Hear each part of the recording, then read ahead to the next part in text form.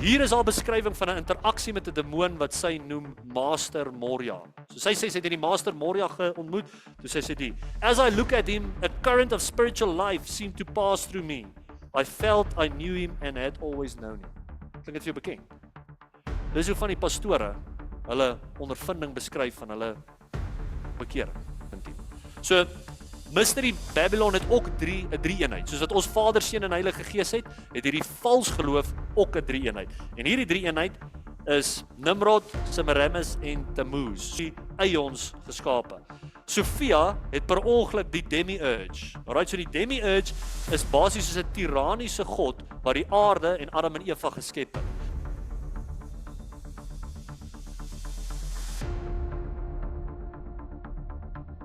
En ons is by Openbaring 17 tot 19. So ons het in ons kursus in die begin van die jaar, die ferm fondasie kursus, het ek ook vir die mense voor een sessie gewaarsku dat vanaand gaan jy offended raak. En ek wil hê jy met jou hart en jou gees en jou siel regmaak vir wat ons vanaand oor praat. Die groot ding wat jy moet op die einde van die dag doen, is jy moenie vir jouself vra, hou jy van die manier wat ek dit aanbied nie? Hou jy van die informasie wat ek met jou gedeel het? Hou jy van die Bybel? Jy moet vir jouself vra, was dit wat ek vanaand met jou gedeel het die woord van God, of was dit net my eie opinie? So, die deel wat ons vanaand oor gaan praat is baie kontroversieel, dis baie sensitief, en as baie van julle wat dalk gaan uitcheck na vanaand. Maar ek kan nie, in soos my eie gewete, ek kan nie met my eie gewete lewe, as ons deur hierdie deel gaan, Openbaring 17, en ek sê nie vir jou, wat ek dink hierdie deel vir ons reg kommunikeer nie.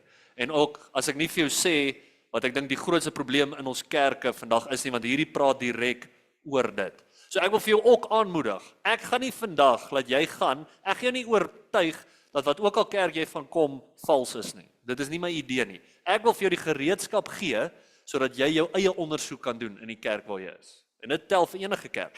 Enige kerk moet ons tot 'n hoë standaard hou wat die Bybel vir ons gee. Ons kan nie net 'n kerk verskoon omdat hulle sê Jesus op die deur nie, of omdat hulle self Christene noem nie.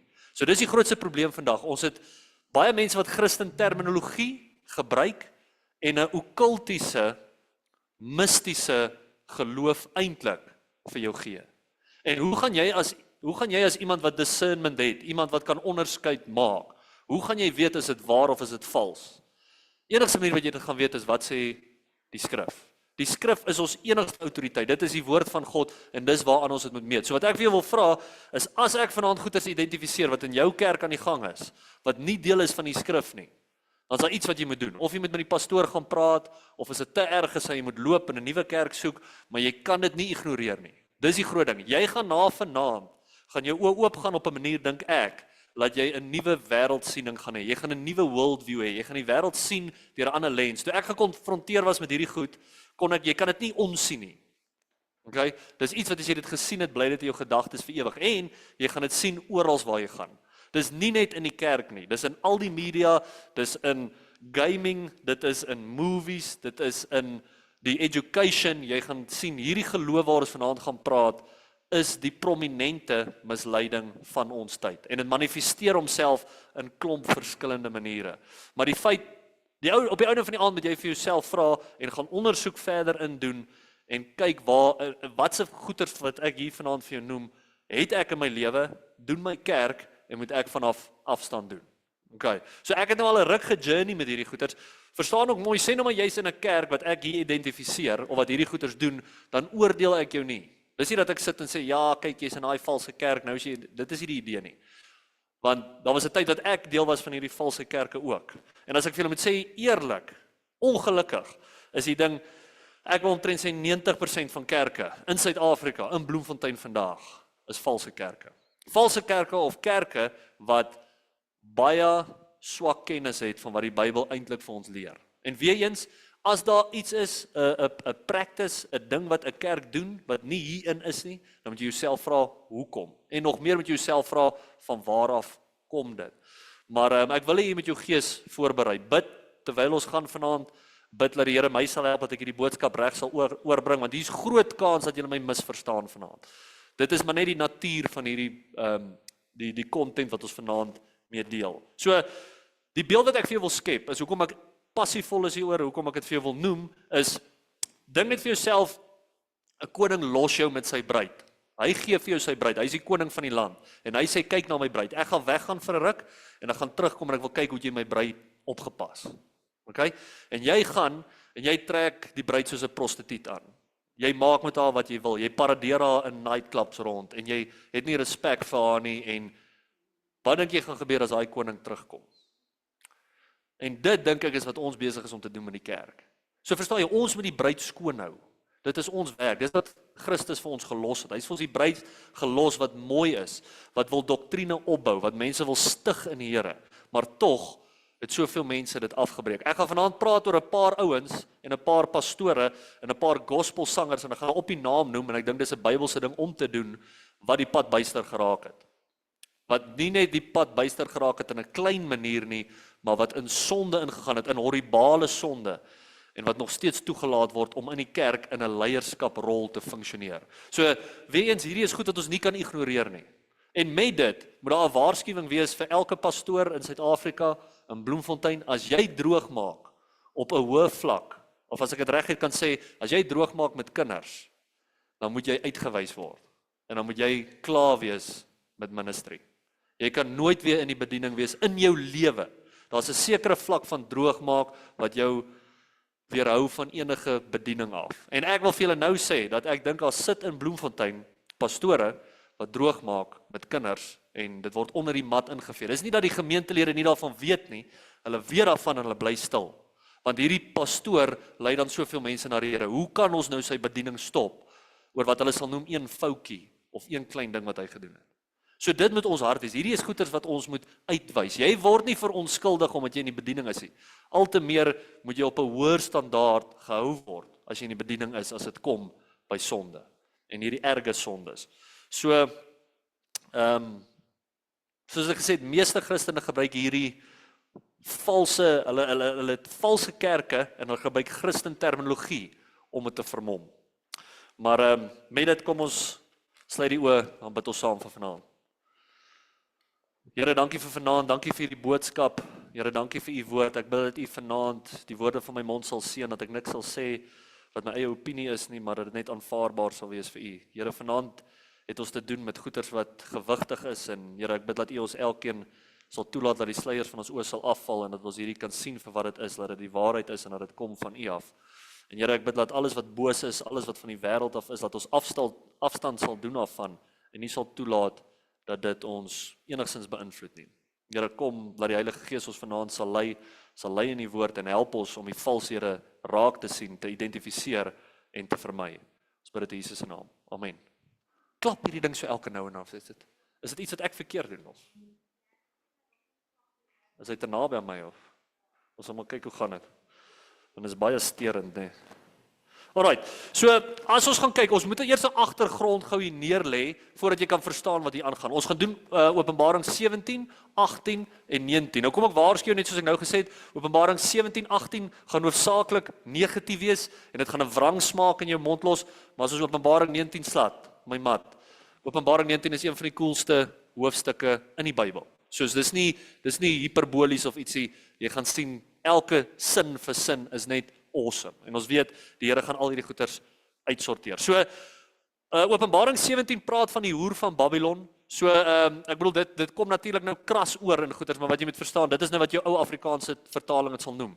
So dit is soos 'n simbool van 'n prostituut of 'n harlot in Engels wat ons sal noem. So net dat jy verstaan wat ons sê. So ek wil nou nie oor en oor hoer onnodig sê om kras te wees of 'n reaksie uit te lokkie, maar dit is net wat die Bybel daarvan sê. So as ek dit per ongeluk doen nou en dan, weet dit is wat hier aangaan. Ek probeer nie nou net sensasioneel of iets wees nie. So hoofstuk 17 praat van die breë sisteem van hierdie hoer van Babylon, hierdie afgodsdienste wat ons gaan sien. Hierdie prostituut beeld. En dan hoofstuk 18 maak dit narrow meer in op spesifiek Babylon self. So dit is wat hier aan die gang is. So hoofstuk 17, so julle sien, praat van hierdie sisteem wat basies begin het in Genesis al, en wat nou nog 'n groot deel van 'n vals geloof is in ons wêreld. So hierdie vals geloof in hoofstuk 17 gaan ek mooi vir julle verduidelik. Ons gaan baie tyd daaraan spandeer. 'n Groot deel van vanaand gaan ek probeer hierdie vals geloof vir jou identifiseer. Want die groot ding is, dis baie moeilik om dit te doen. Jy sal sien, die ding van hierdie vals geloof is, dit het geen vaste doktrine nie. Daar's nie 'n Bybel of 'n Koran of iets waarna toe jy kan gaan om te sê hierdie is wat hierdie geloof glo nie. As jy dit gaan Google, sal jy sien dit verander gereeld. Daar's sekere konsepte, sekere beginsels, maar dit manifesteer homself op verskillende maniere. En sodra jy dit identifiseer as iets, verander dit vorm in iets anderste. Dit is die natuur van hierdie geloof. En reg deur die eeue het dit van vorm verander. Maar jy sal sien, as jy soos ek weer eens gesê het, in entertainment, in die kerk ongelukkig, en alles wat ons basies consume, is hierdie geloof op een of ander manier teenwoordig en betrokke. En daar's party mense wat hierdie ding aktief beoefen, en daar's party mense wat dit nie dat hulle weet beoefen nie. So dit is die probleem, maar dit is waarmee ons te doen het hier. So hoofstuk 17 praat van die breë sisteem, en hoofstuk 18 narrow in op Babylon homself. En ek dink hoofstuk 18 praat spesifiek van Babylon, soos waar dit is op die aarde, 80 kilometer van Baghdad af in Irak, is daar 'n Babylon daar. En ons gaan 'n bietjie daaroor ook praat. Maar dis ook, ek moet 'n groot fondasie lê, dat jy hierdie vals geloof kan verstaan en probeer identifiseer. En soos ek nou gesê het, hoofstuk 18 praat van Babylon self. Hoofstuk 19 sluit die tyd van God se toorn af, met Christus wat terugkom aarde toe op die wit perd. So hier gaan ons mooi, ons het gepraat van hierdie tyd van toorn, wat 1040 dae was. Ons gaan nou vinnig teruggaan na daai tydlyn toe, maar dit word afgesluit in Openbaring 19. Hierdie hele groot deel wat ons begin het, in Openbaring 8 tot Openbaring 19 word hier afgesluit. En ons gaan deur dit gaan vanaand. So, wat ons eers gaan doen is, ons gaan hierdie deel lees in Openbaring 17, vers 1 tot 5. So, ons gaan dit lees, en dan gaan ek 'n lang tyd spandeer om dit nou te verduidelik en te expound. So, Openbaring 17, vers 1. And there came one of the 7 angels which had the 7 vials, and talked with me, saying unto me, Come hither, I will show unto thee the judgment of the great whore that sitteth upon many waters, with whom the kings of the earth have committed fornication, and the inhabitants of the earth have been made drunk with the wine of her fornication. So he carried me away in the spirit into the wilderness, and I saw a woman sit upon a scarlet-colored beast, full of names of blasphemy, having 7 heads and 10 horns. And the woman was arrayed in purple and scarlet color, and decked with gold and precious stones and pearls, having a golden cup in her hand, full of abominations and filthiness of her fornication. And upon her forehead was written, Mystery, Babylon the Great, the mother of harlots and abominations of the earth. Ek wil hê jy moet oplet in die King James daar in Engels, is dit the mother of harlots, plural, meervoud. Dit praat nie net van een geloof nie, dit praat van klomp gelowe. Hierdie vals religious systeem het klomp gelowe wat dit is. Elke ander geloof, behalwe Bybelgloende Christendom, het hierdie geloof tot een of ander mate. So, hier sien ons reg aan die begin, dis nog 'n vrou in Openbaring wat genoem is. Dis die 4de vrou wat genoem word. So ons het Jezebel gehad, ons het die vrou in Openbaring 12 gehad, en hierdie is 'n baie groot weerspieëling ook van Jezebel. Okay, hierdie praat ook baie terug na, en hierdie word ook negatief genoem. So 2 van die vrouens is positief, 2 van die vrouens is negatief. So hierdie is 'n hoofsaaklike negatiewe vrou van wat dit hier praat. So in vers 1 sê ons, die waters word verduidelik in vers 15. Ons sal nou as ons daarby kom, so jy mooi presies verstaan, hierdie waters is idiomaties van 'n spesifieke ding. En ons sal dit kyk as ons daar kom. So, prostitusie is 'n vorm van vals intimiteit en liefde. Dis wat prostitusie is, né? Jy betaal vir 'n vals liefde wat jy wil ervaar. So jy wil nie die ware ding hê nie, jy het iets wat lyk soos die ware ding, en dit verbeel homself as 'n liefdevolle ding, maar in waarheid is dit nie. Dis vals, dis verkeerd, dis sondig. Dis nie iets wat regtig liefde weerspieël nie. So, daar's 'n vermomde waarheid wat gegee word vir 'n gunsie. Dit is wat prostitusie is. Dit is die idee wat ons hier kry. So hierdie woord fornication, soos wat dit daar is in die King James, is die Griekse woord porneia. En een deel van porneia, die hoofbetekenis van porneia, soos ons dit verstaan, is adultery of egbreek pleeg of met iemand slaap wat jy nie meer getroud is nie, maar dit kan ook afgodery wees. So die beeld wat ons hier kry is hierdie prostitusie, hierdie afgodery wat deur hierdie mystery Babylon gegee word. So hierdie misterieuse geloof is die ding wat vir ons gewys word in hierdie afgodery. Dit word hoofsaaklik deur afgodery geran. So ook wat jy moet verstaan van hierdie geloof, dis meer as paganisme, dis lasterlik. So nie net is dit hulle eie geloof in goeders nie, dit draai loodreg hulle rug teenoor die Here. Dit belaster die Here. So dit is nog 'n ekstreme vorm van hierdie afgoderry. Soos ons laas ook gesê het, of so 'n paar weke terug, die vroegste vorm van paganisme is sonaanbidding. So julle sal sien, baie goed, enige iets wat 'n sontipe simbool het, sonder om dit regtig vir jou te verduidelik, is 10-1 gerooted in hierdie gnostisisme, hierdie vals geloof wat ons nou deur gaan. So, ek is altyd baie versigtig as baie keer hierdie Christen CD's ook. Hillsong het omtrent in 2012 het hulle 'n album uitgebring, voordat ek hierdie goed besef het, wat ek nie van gehou het, toe was dit ook so 'n sonbeeld met 'n leeu en al hierdie goeie. So daar's dalk Christene se simboliek ook daarin, maar die son wat so uitgebeeld word is altyd al vir rooi lig. Verstaan, daar's nie, die son is gewoonlik 'n verspieeling van 'n paganistiese vorm van sonaanbidding, van Ra en hierdie valsgode. So, mense moet sensitief wees vir dit en versigtig wees vir dit. So, ek sê net weer, daar's net twee gelowe in die wêreld, dis Bybelgeloofde Christendom en hierdie Mystery Babylon religion, hierdie vals geloof wat ons nou deur gegaan en waaroor die Bybel vir ons waarsku hier in Openbaring 17. So, Mystery Babylon het ook 'n drie-eenheid. Soos wat ons Vader, Seun en Heilige Gees het hierdie vals geloof ook 'n drie-eenheid. En hierdie drie-eenheid is Nimrod, Semiramis en Tammuz. So jy kan gaan lees van hulle in Genesis 10 vers 8 tot 12 en in Genesis 11 vers 6. So ek wil spesifiek soontoe gaan. So Nimrod was die eerste koning van Babylon. Dit kan jy gelees in Genesis 10, maar kom ons gaan gou daarna vers 11. Dan sien jy wat het hier aangegaan. So met die toring van Babel. Ek dink meeste mense ken die storie van die toring van Babel, maar hulle mis dalk hierdie detail wat hier aan die gang is. So meeste ouens dink net dis mense wat bymekaar gekom het en hulle het hierdie toring opgebou na die Here toe om te wys hulle is beter as die Here, maar kyk gou wat sê dit in vers 6 van hierdie toring. And the Lord said, behold, the people is one, and they have all one language, and this they begin to do, and now nothing will be restrained from them, which they have imagined to do. So wat die Here hier sê, is, omdat hierdie mense geunite was, 'n world peace gemaak het, as jy wil. As jy dit verstaan, hulle het gegaan om saam te smelt, saam te werk, en hulle het iets hier besef. Hulle het in een of ander realm of iets ingetap wat gemaak het, dat hulle alles kan doen wat hulle imagine. Dis wat dit daar sê. Alles wat hulle kan dink, kon hulle doen, omdat hulle so saam gestaan het. So, wat baie ouens bespiegel, en dis baie interessant, ek gaan nie te veel daar vanaand ingaan nie, maar as jy bietjie gaan Google wat CERN mee besig is. So CERN is hierdie ouens wat die Hadron Collider en hierdie goeters het. Hierdie is 'n wetenskaplike manier, wat ek en baie ander ouens dink, om in hierdie realm in te tap. Hulle noem dit die ether of die quintessence. So dit is 'n konsep wat maak dat energie vrylik beskikbaar is. Soos 'n ou Nikola Tesla. Julle kan bietjie gaan kyk wat hy ook gesê het. Hy was eintlik 'n okkultus. Baie mense dink hy was 'n wetenskaplike. Hy was 'n okkultus wat in hierdie realm wou ingaan. Maar wat hier aan die gang is wat Nimrod en hierdie ouens reg gekry het, is hulle kon op 'n manier 'n deel van hierdie realm kry.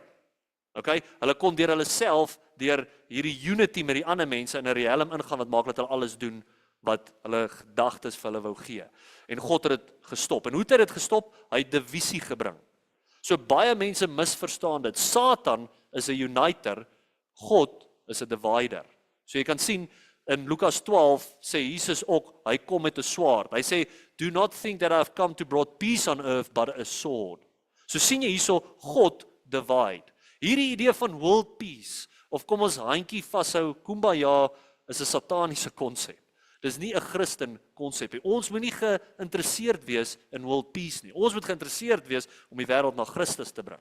Ons moet geïnteresseerd wees om mense doktrine te leer, sodat hulle eie selfsugtige begeertes los en eerder kyk na die Here. Die groot ding wat die Satan vir Adam en Eva gesê het in die tuin is, ye shall be as gods. Dis wat hier aan die gang is. Hierdie ouens het in iets ingetap wat hulle amper soos 'n tipe God gemaak het. En natuurlik, soos jy hier sien, God sal dit stop voordat dit ooit gebeur.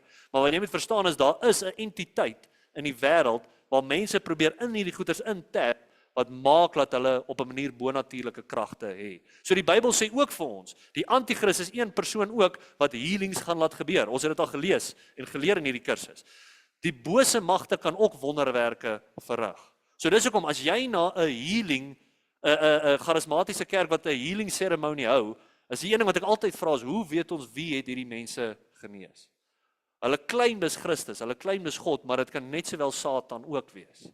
As ons nie weet van wie ons hier praat nie. So dis die probleem. Dis nie dat hierdie mense ook sal sê dis Christus wat dit doen nie. Dit kan wees dat dit 'n vals Christus is wat dit doen. Dis die ding wat ek wil hê jy moet hier sien. Dis die ding wat ek wil hê jy moet sensitief wees voor, want die Satan gaan nie kom met iets totaal en al boos nie. Hy gaan kom met goeie goed. Hy gaan kom met goeie wonderwerke. Dis wat die anti-kris gaan doen. Die anti-kris gaan wonderwerke perform, soos wat iemand wat die Here ken ook perform. En ons moet versigtig wees om dit altyd net te sê, dit is die Here.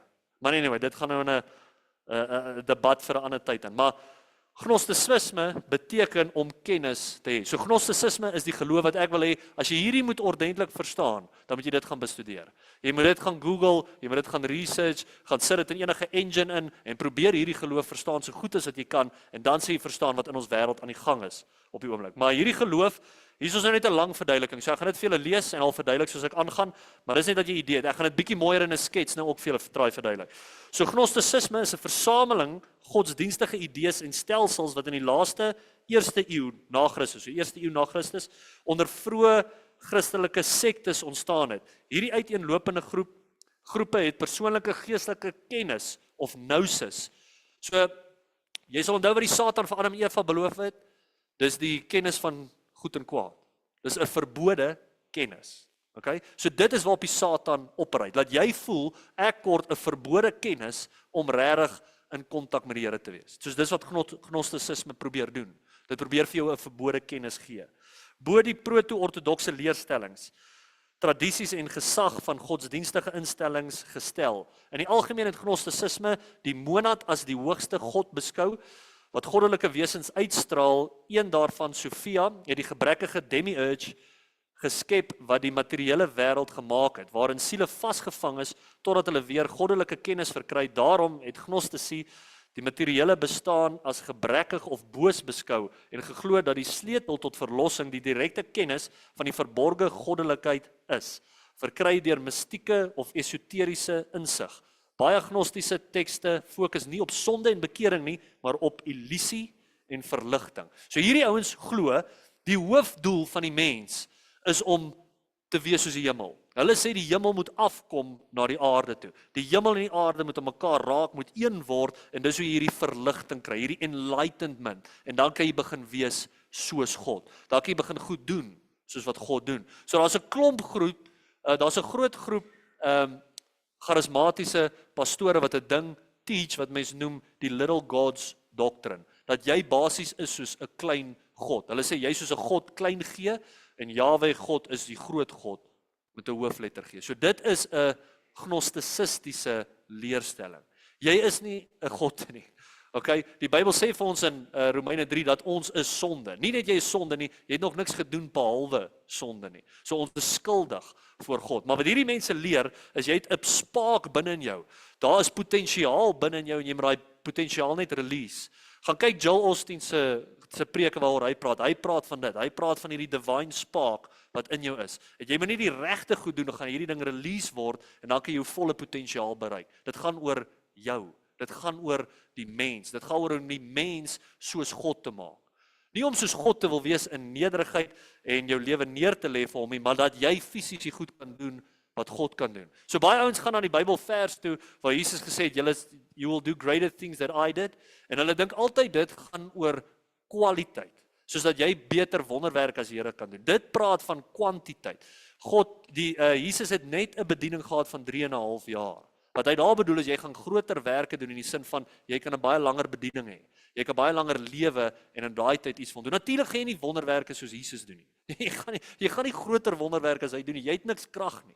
Al die krag kom van hom af. So daai is altyd 'n verkeerd geïnterpreteerde vers. Ek weet nie hoekom jy net wil spring na kwaliteit nie, waar hy duidelik aanhaal dis kwantiteit. Jy gaan oor 'n langer tyd dit kan doen want hy het 'n baie kort ministry gehad. So mense moet weet om daai te antwoord, want baie van die ouens wat in hierdie goed glo sê, kyk, daar sê die Bybel vir ons dit. So daai in konteks lees, dan sê jy dit reg verstaan. Maar hier is ons gnostiese teologie. Jy het die Abraxas. So as jy, daai is 'n beeld van die Abraxas. Dis baie soos 'n Satan tipe beeld. Ek gaan nie te veel in daai ding ingaan nie, maar van hierdie goeters is op muntstukke. Sal jy hierdie beeld ook sien. So die Abraxas is soos hulle God, of soos hulle ultimate being, of die ding wat boor als is. Alright? En uit die Abraxas het jy wat jy sal noem eions. Alright? So daar's 3 groot eions wat hulle sê deur die Abraxas geskep is. So die Abraxas het hierdie ouens geskep. Sophia is soos 'n vroulike god wat as jy mooi hierdie goeie strys wat ek sal glo die Rooms-Katolieke Kerk sê Maria is, dit is hierdie Sophia, dis wie hulle aanbid. Christus, soos dat ons hom verstaan, maar op 'n ander manier, ons gaan nou 'n bietjie daar gaan, en Lucifer. So Abraxas die eions geskape. Sophia het per ongeluk die demiurge. Alright, so die demiurge is basies soos 'n tiranniese god wat die aarde en Adam en Eva geskep het. So julle sal sien, daar is baie Christen teologie hierin. Daar's baie Christen woorde en goeters wat hulle gebruik. Maar hierdie demiurge is soos wie ek en jy dink is God. God die Vader, Yahweh.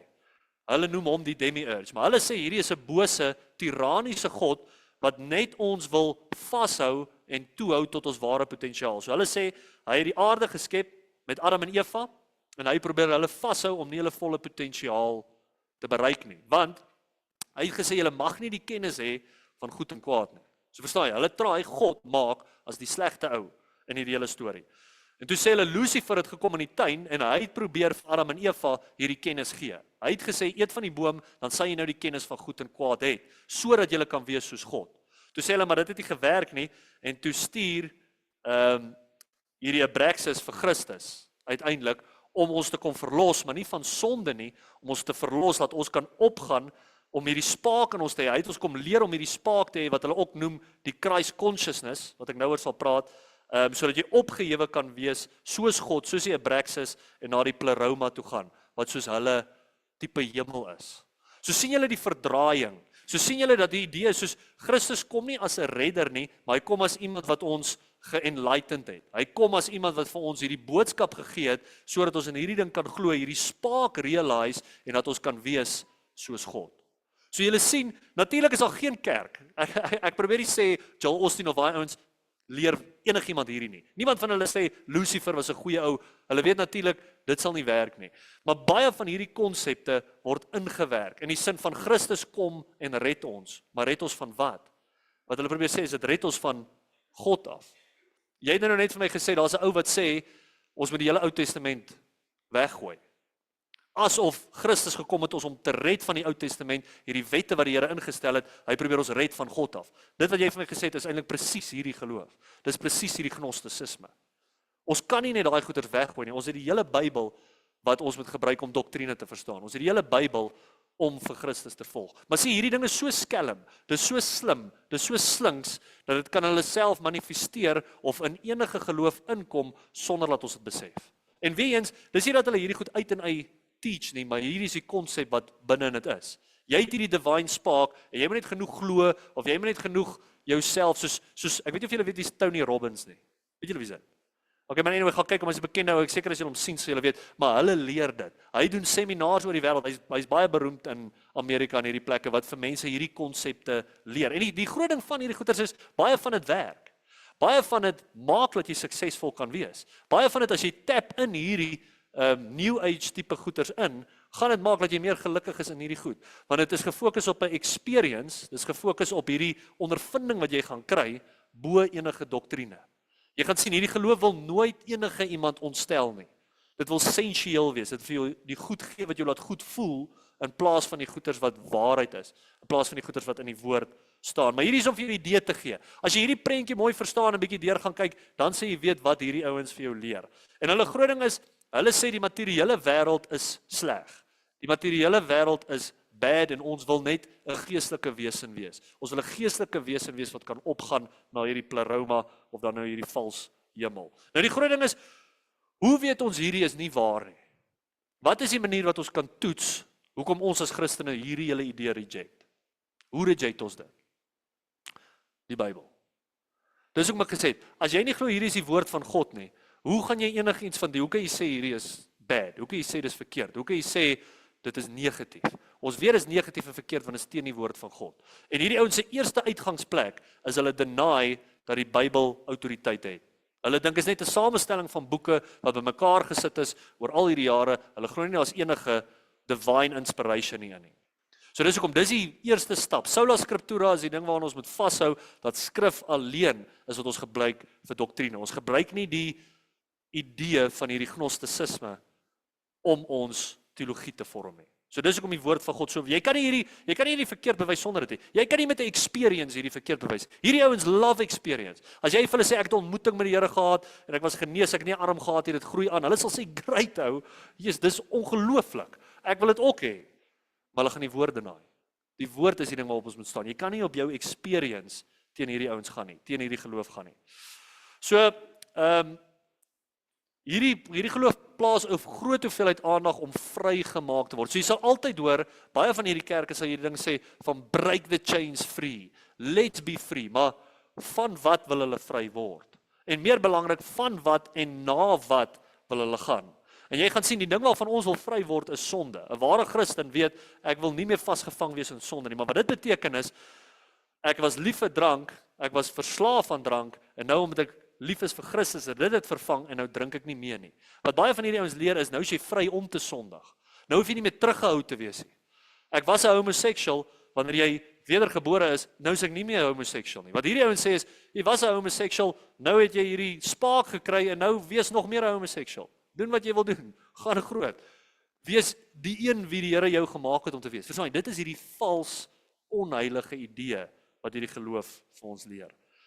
Hierdie geloof het 3 aspekte wat hom dryf. As jy hierdie ding wil identifiseer, hier gaan ek vir jou die 3 goed identifiseer. En as jy hierdie 3 goed in jou kerk sien, en jy sien dis in die preke, en jy sien dis in die musiek, en jy sien dis in die manier wat die ander mense operuit, dan wil ek vir jou sê, jy vat jou kinders in die hardloop. Jy hardloop vir die deur, jy kyk hier terug hier so vinnig as wat jy kan. Maar jy gaan sien hoeveel kerke is die 3 goeters wat hulle hele systematic onderhou. Dis die hele manier hoe hulle approach om mense van die Here te vertel. Eerste ding is essentieel. Verstaan net mooi, hierdie is nie seksueel nie, hierdie is essentieel in die sin van dit is alles wat goed voel. Wat hierdie geloof probeer vir jou bo enigiets anders te highlight is, doen dit wat reg voel. Moenie worry oor doktrine nie, as dit reg voel, as jy 'n goeie experience het, doen ons dit. Dit is wat hierdie geloof probeer najag. So baie van hierdie ouens wat hulle sal doen is, jy gaan na 'n kerk en ons bid vanaand vir die mense en na 200 mense geval. Ons het 'n great experience gehad. Volgende week kom ons terug, daar 250 mense geval. Ons het nog 'n groter ontmoeting met die Heilige Gees. Volgende week 300. Dan sal 'n week waar daar net 50 mense val. Nou is dit, o, Vaderland, wat het nou gebeur? Die experience het nou afgegaan en nou is dit ewe skielik oor die Heilige Gees is nie meer daar nie. En ons gaan nou 'n bietjie praat oor daai, maar die punt is daar's baie kerke wat hierdie experience driven ideologie het. Solank dit goed voel, solank jy hierdie euforia kry in die musiek en in die Bybel en in die manier wat hulle dit leer, dan is ons besig om die regte ding te doen. Dan is dit ook, dis instemmend, dis agreeable. Hierdie ouens sal nie iets leer wat op jou tone trap nie. Hierdie ouens sal nooit teen sonde praat nie. Ek was in 'n kerk in Bloemfontein, ek sal nie sê wat se kerk dit is nie, wat ek met die pastoor gesit het en sê, hoorie, ek het nog nie een keer gehoor dat julle sê homoseksualiteit is verkeerd nie. Ek het nog nie een keer gehoor dat julle sê abortus is verkeerd nie. Ek het nog nie een keer gehoor dat julle regtig enigiets oor sonde sê nie. Toe sê hy vir my, jy weet, dit is nou net nie ons benadering nie. Ons voel ons met die mense trek, en ons moet hulle met die liefde van die Here trek, en dan as ons sit en met hulle praat, dan kan ons hulle die sondige deel sê. Maar verstaan jy, dit is presies hierdie idee. Dit moet agreeable wees. Ons moet die mense eers intrek. Nou vra ek net vir myself, sê nou maar jy trek nou die mense so in, en jy gee vir hulle nou die sonde, en hulle daan toe gekom vir jou pragmatiese metodes, dan gaan hulle buitendien waai. Die oomblik as jy jou hart gaan wees op sonde, dan gaan jy wees soos, yes, nee, ek wil nie dit, ek wil nog 'n homoseksueel wees, so hier gat ek. So dis die punt, jy moet van dag 1 af, moet ons die fondasie lê en sê, luister, wanneer jy in Christus is ek nie meer soos die wêreld nie. 'n Stap na Christus is 'n stap weg van die wêreld af. Die twee is mutually exclusive. Dis of jy gaan na die een of na die ander. Ons kan nie die wêreld vat saam met Christus en sê nou hou ons kerk nie. En dis wat hierdie ouens doen. Hulle wil agreeable wees, instemmend. Hulle sal met alles saamstem wat jy wil doen. En dis mistiese beginsels. Hierdie idee, en hier gaan ek 'n paar mense klaar ontstel. Hierdie idee dat God nog vandag praat met mense. Of dit nou is in 'n hoorbare stem, of dit nou is in wat ook al manier jy wil sê, is vervreemd van die Bybel af. Jy moet verstaan, die canon is complete. Die woord van God is klaar. Hy sê enigiemand wat add na hierdie woord, die pla van hierdie woord gaan op hom kom. So enigiemand wat na jou toe kom en sê, hoor, die Here het vir my gesê, jy moet Indië toe gaan of wat ook al, of die Here het vir my gesê, daar's pastore wat staan en sê, die Here het vir my gesê, ons kerk gaan nou in hierdie rigting of wat ook al. So, as hy sê, die Here het vir my gesê, en die volgende woorde uit sy mond, kom nie uit hierdie Bybel uit nie, dan moet ons dit reject. Want dis die probleem. Sê nou maar die Here het vir hom iets gesê buite hierdie Bybel, en dit kom regtig van die Here af, dan is dit mos nou so goed soos die Bybel, dis God se woord. So dit beteken ons moet dit hier bysit. So die woord wat hierdie ou gekry het, moet by die Bybel kom. En die probleem is, die Bybel het gesê, ons kan dit nie doen nie. Ons kan nie hier bysit nie. So dit is hierdie konsep van hierdie mystiese manier wat die Here met jou praat. Die Here praat met ons, maar dis deur sy woord. Hy het vir ons sy woord gegee om met ons te praat. Nou ek sê nie, daar sal nie 'n dag wees wat die Here dalk op jou hart lê, Jesus gaan gee vir daai ou. Hierdie ou sonder ek vir jou uit, gaan gee vir hom, jy weet kos of geld of vertel hom van die Here. Natuurlik, dit kom van die Here af. Maar dit is Bybels gefokus. Ek praat van 'n spesifieke, ek het al pastore gehoor sê, hy het 'n droom gehad oor hoe sy vrou gelyk het en die volgende dag toe loop hy en toe daar was sy vrou. En toe trou hulle. En toe is dit 'n disaster. Toe is hulle geskei oor 2 jaar. Want hy was so seker, die Here het vir hom gesê hoe sy vrou lyk. En toe gaan dit in hierdie gemors in. Want ouens het hierdie mystiese idee van hoe die Here met jou praat. En nog erger, party ouens wat sê, die Here het vir my gesê, jy moet gaan trou met daai vrou. Of met iemand met wie hulle besig was om uit te gaan, een van my pelle het dit mee gebeur, en toe sê 'n vrou vir hulle, hoor die Here het vir my gesê, julle twee moenie trou nie. So dis sulke rubbish. As ek dit hoor aan kook my bloed sommer. Maar dis hierdie mystiese beginsel. So God is daar's nie meer hierdie misterieuse dinge aan nie. Hy het vir ons alles wat hy wil hê ons moet weet in die Bybel. Dis nie dat ons alles kan verstaan van God nie, maar daar's niks misterieus nie. Daar's niks buite die Bybel wat ek en jy nodig het nie. Dis hoekom enige practice, enige ding wat 'n kerk doen wat die Bybel is, weet jy moet reject. Want alles wat ons nodig het is in die Bybel vir ons gegee. En nou hoe manifesteer hierdie 3 goed? So hierdie mystiese, sensuele, instemmende gees, hoe manifesteer dit? Vryheid van reëls. Daar's kerke in Amerika wat 'n worship en bier aanhou. Praat nie van nie alkohol bier nie. Hulle sit daar in syp en loof die Here. Gaan Google dit as jy my nie glo nie. So daar's kerke wat sulke goeders doen, wat nie 'n issue het met dagga rook nie, wat nie 'n issue het met substance abuse nie. Daar's kerke wat ek wou eintlik vir julle vanaand 'n paar video's wys, maar my tegnologie het my nie steek gelaat, of my vermoë om tegnologie toe te pas het my nie steek gelaat. En daar's kerke wat soos 'n rock show hou met Paasfees. Gaan kyk bietjie, dis Todd White se kerk wat jy ook vir my gesê het. Gaan kyk bietjie, dis Transformation Church. Gaan Google bietjie Transformation Church Easter Sunday en dan kyk jy bietjie die gemors wat hulle daar gedoen het. Dit is soos, ek wil nie eers vir julle beskryf nie, want hulle gaan my sensor as ek net vir julle beskryf. Dis hoe bad dit, en dis 'n kerk wat hierdie goeders doen. 'n Show hou en soos 'n sensuele show, soos vrouens wat hulle lywe rondskud daar op die stage. Dis soos bad. Die volgende ding is ecumenicism. Dis hierdie samekoms van al die gelowe in die wêreld. 'n Hoofding wat hierdie geloof probeer regkry deur hierdie agreeable nature, deur hierdie samestemmendheid, is dat al die gelowe moet een word. Dit is, Satan wil niks meer hê as dit. Dis hoekom ouens van hierdie geloof het nie 'n probleem dat jy hulle vertel van jou Christendom nie. Hulle sal dit aanvaar. Hulle sal wees soos, "Yes, dis great. Jesus het vir ons sondes gesterwe, dis awesome." Dis net nog een wat hulle add by al die ander goeders wat hulle glo. So hulle sal altyd saamstem. Hulle sal altyd saamstem met die goeders wat jy sê. Dit is hierdie idee om al die gelowe een te maak. En dan ook manifesteer dit homself in vroue leierskap. Ons het al hierdeur gegaan in hierdie kursus, soos vroue leierskap in die kerk is nie 'n Bybelse beginsel nie. En ek gaan nie weer vanaand daardeur gaan nie, maar baie van ons moderne kerke wat hoë vrouens het, wat die hele kerk ran, Joyce Myers, Priscilla Shirer, baie van hierdie vrouens operate buite die wil van God. Die Bybel wat hulle vir jou probeer leer, is hulle besig om in rebellion op te tree net deur dit wat hulle doen, net deur hulle vocation. So gaan kyk die Bybel vir jouself. 1 Timoteus 2, ons het daar deur gegaan. Dit is wat die Bybel sê. Dis of jy gaan glo wat die Bybel sê, of jy gaan glo wat mense sê. Jy moet besluit wat is vir jou belangriker. So hierdie gnostiese siening van Christus, hulle sê hy is gestuur om te red van die tiranniese demiurge. Christus het gekom as 'n leraar en nie as 'n redder nie. Iemand soos Jordan Peterson glo ook hierdie. Jy sal hoor hoe hy praat van Christus. Hy sien nie Christus as 'n redder nie. Hy sien Christus as iemand wat gekom het om vir ons riglyne te gee en vir ons te help en ons maatjie te wees en al hierdie goeders, maar hy sien nie hom as waarlik 'n redder nie. Ek weet julle of die laaste ding het Jordan Peterson met 20 ateïste gesit en hulle het vir hom pak slaag gegee. Hy het nie eers gesê, hy wou nie eers sê hy's 'n Christen in daai debat nie. Maar my punt is, dit is hierdie gnostiese geloof wat hy in 'n manier beoefen, in die manier wat hy dink aan Jesus. Hy sien Jesus net as 'n leraar eerder as 'n redder. Dis 'n manier hoe ons ook hierdie geloof kan uitwys. En hy's 'n geskape wese. Hy's geskep, hy's nie ewig nie. So dis ook 'n dead giveaway as iemand dink Jesus is geskape in plaas van dat hy nog ewig daar is.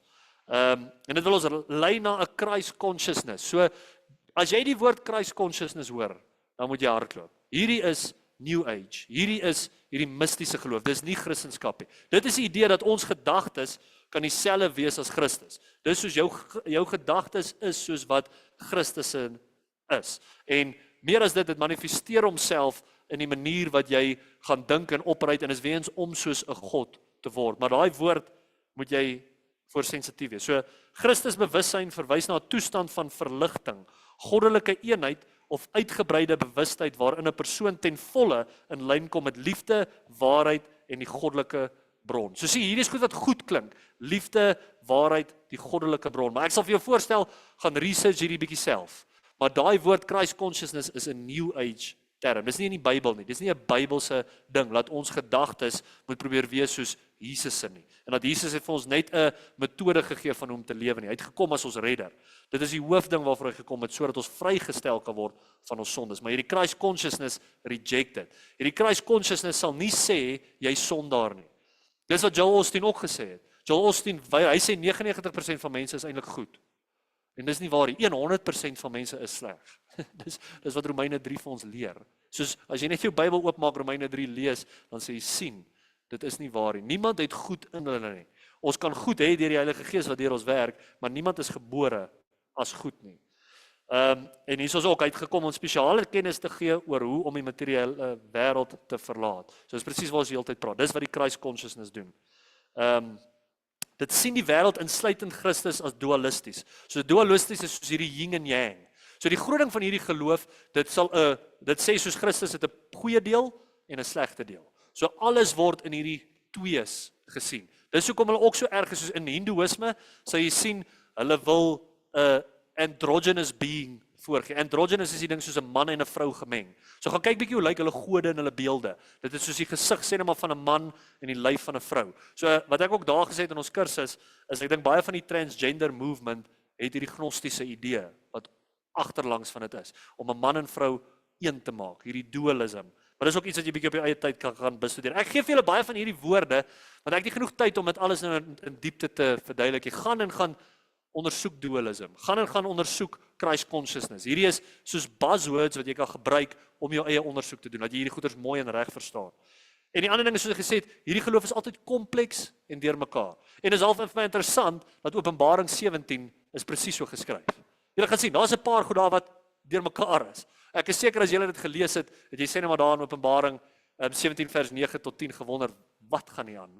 Wat staan nie? En dit is vir my, ek wonder of dit nie as prins so is nie, om 'n manier uit te wys dat hierdie geloof is presies dieselfde. Dis deurmekaar en kompleks en moeilik om te volg wat daar aangaan. Nie dat ons 'n idee kan kry wat Openbaring 17 vir ons sê nie, maar jy sal sien daar's goeters wat deurmekaar voel. So groot deel ook van hierdie geloof is gnosis, dis soos as above, so below, as within, so without. Soos wat dit bo is, so sal dit onder wees. Om die hemel en aarde een te maak, om te merge. En dis soos hierdie simbool. Hierdie is 'n simbool wat hulle gebruik. Wie eens gaan kyk van jou Christen bands het hierdie ding as hulle simbool of op hulle albums. Is hierdie idee van as above, so below. Wie eens het 'n spark binne in jou. Daar's 'n overlap van die hemel en aarde. Om die hemel af te bring aarde toe. Ons gaan nou 'n bietjie meer daaroor praat. En hier sal ons gaan kom by moderne Christen musiek. En klomp van hierdie konsepte wat ek vir jou verduidelik, gaan jy sien is in ons moderne Christen musiek. Nou hier wil ek vir jou sê, as ek hierdie goed ondersteun is omtrent so 80% daar om te sê dit wat ek vir jou vanaand nou gaan uitwys, dink ek is so. Daar is 'n kans is nie waar nie en dit is onskuldig tot 'n mate, maar ek dink nie so nie. Omdat ek verstaan hoe baie van hierdie kerke operate, omdat ek 'n meer tyd in hierdie gnosticism spandeer het, is ek van die oortuiging dat baie van hierdie ouens as prins sit okkultiese lirieke in hulle liedjies. So, daar's 'n liedjie What a Beautiful Name He Is van Hillsong. En een van die lirieke daarin sê, You did not want heaven without us, so you brought heaven down. So ek het nog, selfs toe ek, voordat ek hierdie goeders ondersoek het ek nie van daai lirieke gehou nie. Die idee van, you didn't want heaven without us. Dit is my soos 'n hoogmoedige, blasphemous statement, om te sê, God is in die hemel en hy soek nie die hemel sonder ons nie. God is heeltemal fine, sonder dat ek en jy by hom is. Laat jy dit net reg verstaan. Daar's niks wat ek en jy kan bydra tot die hemel nie. Nou ek sê nie, dit is presies wat hulle bedoel nie, maar vir my lyk dit so. En dan sê hy, you brought heaven down. Hy heaven down bring is hierdie konsep. As above, so below. Daar's niks van 'n hemel op aarde wat ons hier gaan vestig. Jy kan nie hemel op aarde hê nie. As jy hemel op aarde het, is jy in die moeilikheid, want dan beteken in jou volgende lewe gaan jy hel toe. As hierdie die beste is wat jou lewe is, is jy in die moeilikheid. Want dan gaan jy hel toe in die volgende lewe. Die volgende lewe is waar die hemel en aarde gaan saamkom. So hierdie dink ek is 'n okkultiese konsep. Jy kan die res van daai liedjie ook gaan kyk. Ek sien rooi ligte. Vir my is dit net soos as 'n ding ryk soos 'n rot, lyk soos 'n rot en loop soos 'n rot, dan is dit 'n rot. Maar wie eens gaan doen jou eie ondersoek. Phil Wickham het 'n album uitgebring. In 2009, Heaven and Earth. Jy kan van daai liedjies se lirieke gaan luister. Hy sê soos I'm crossing the great line between heaven and earth.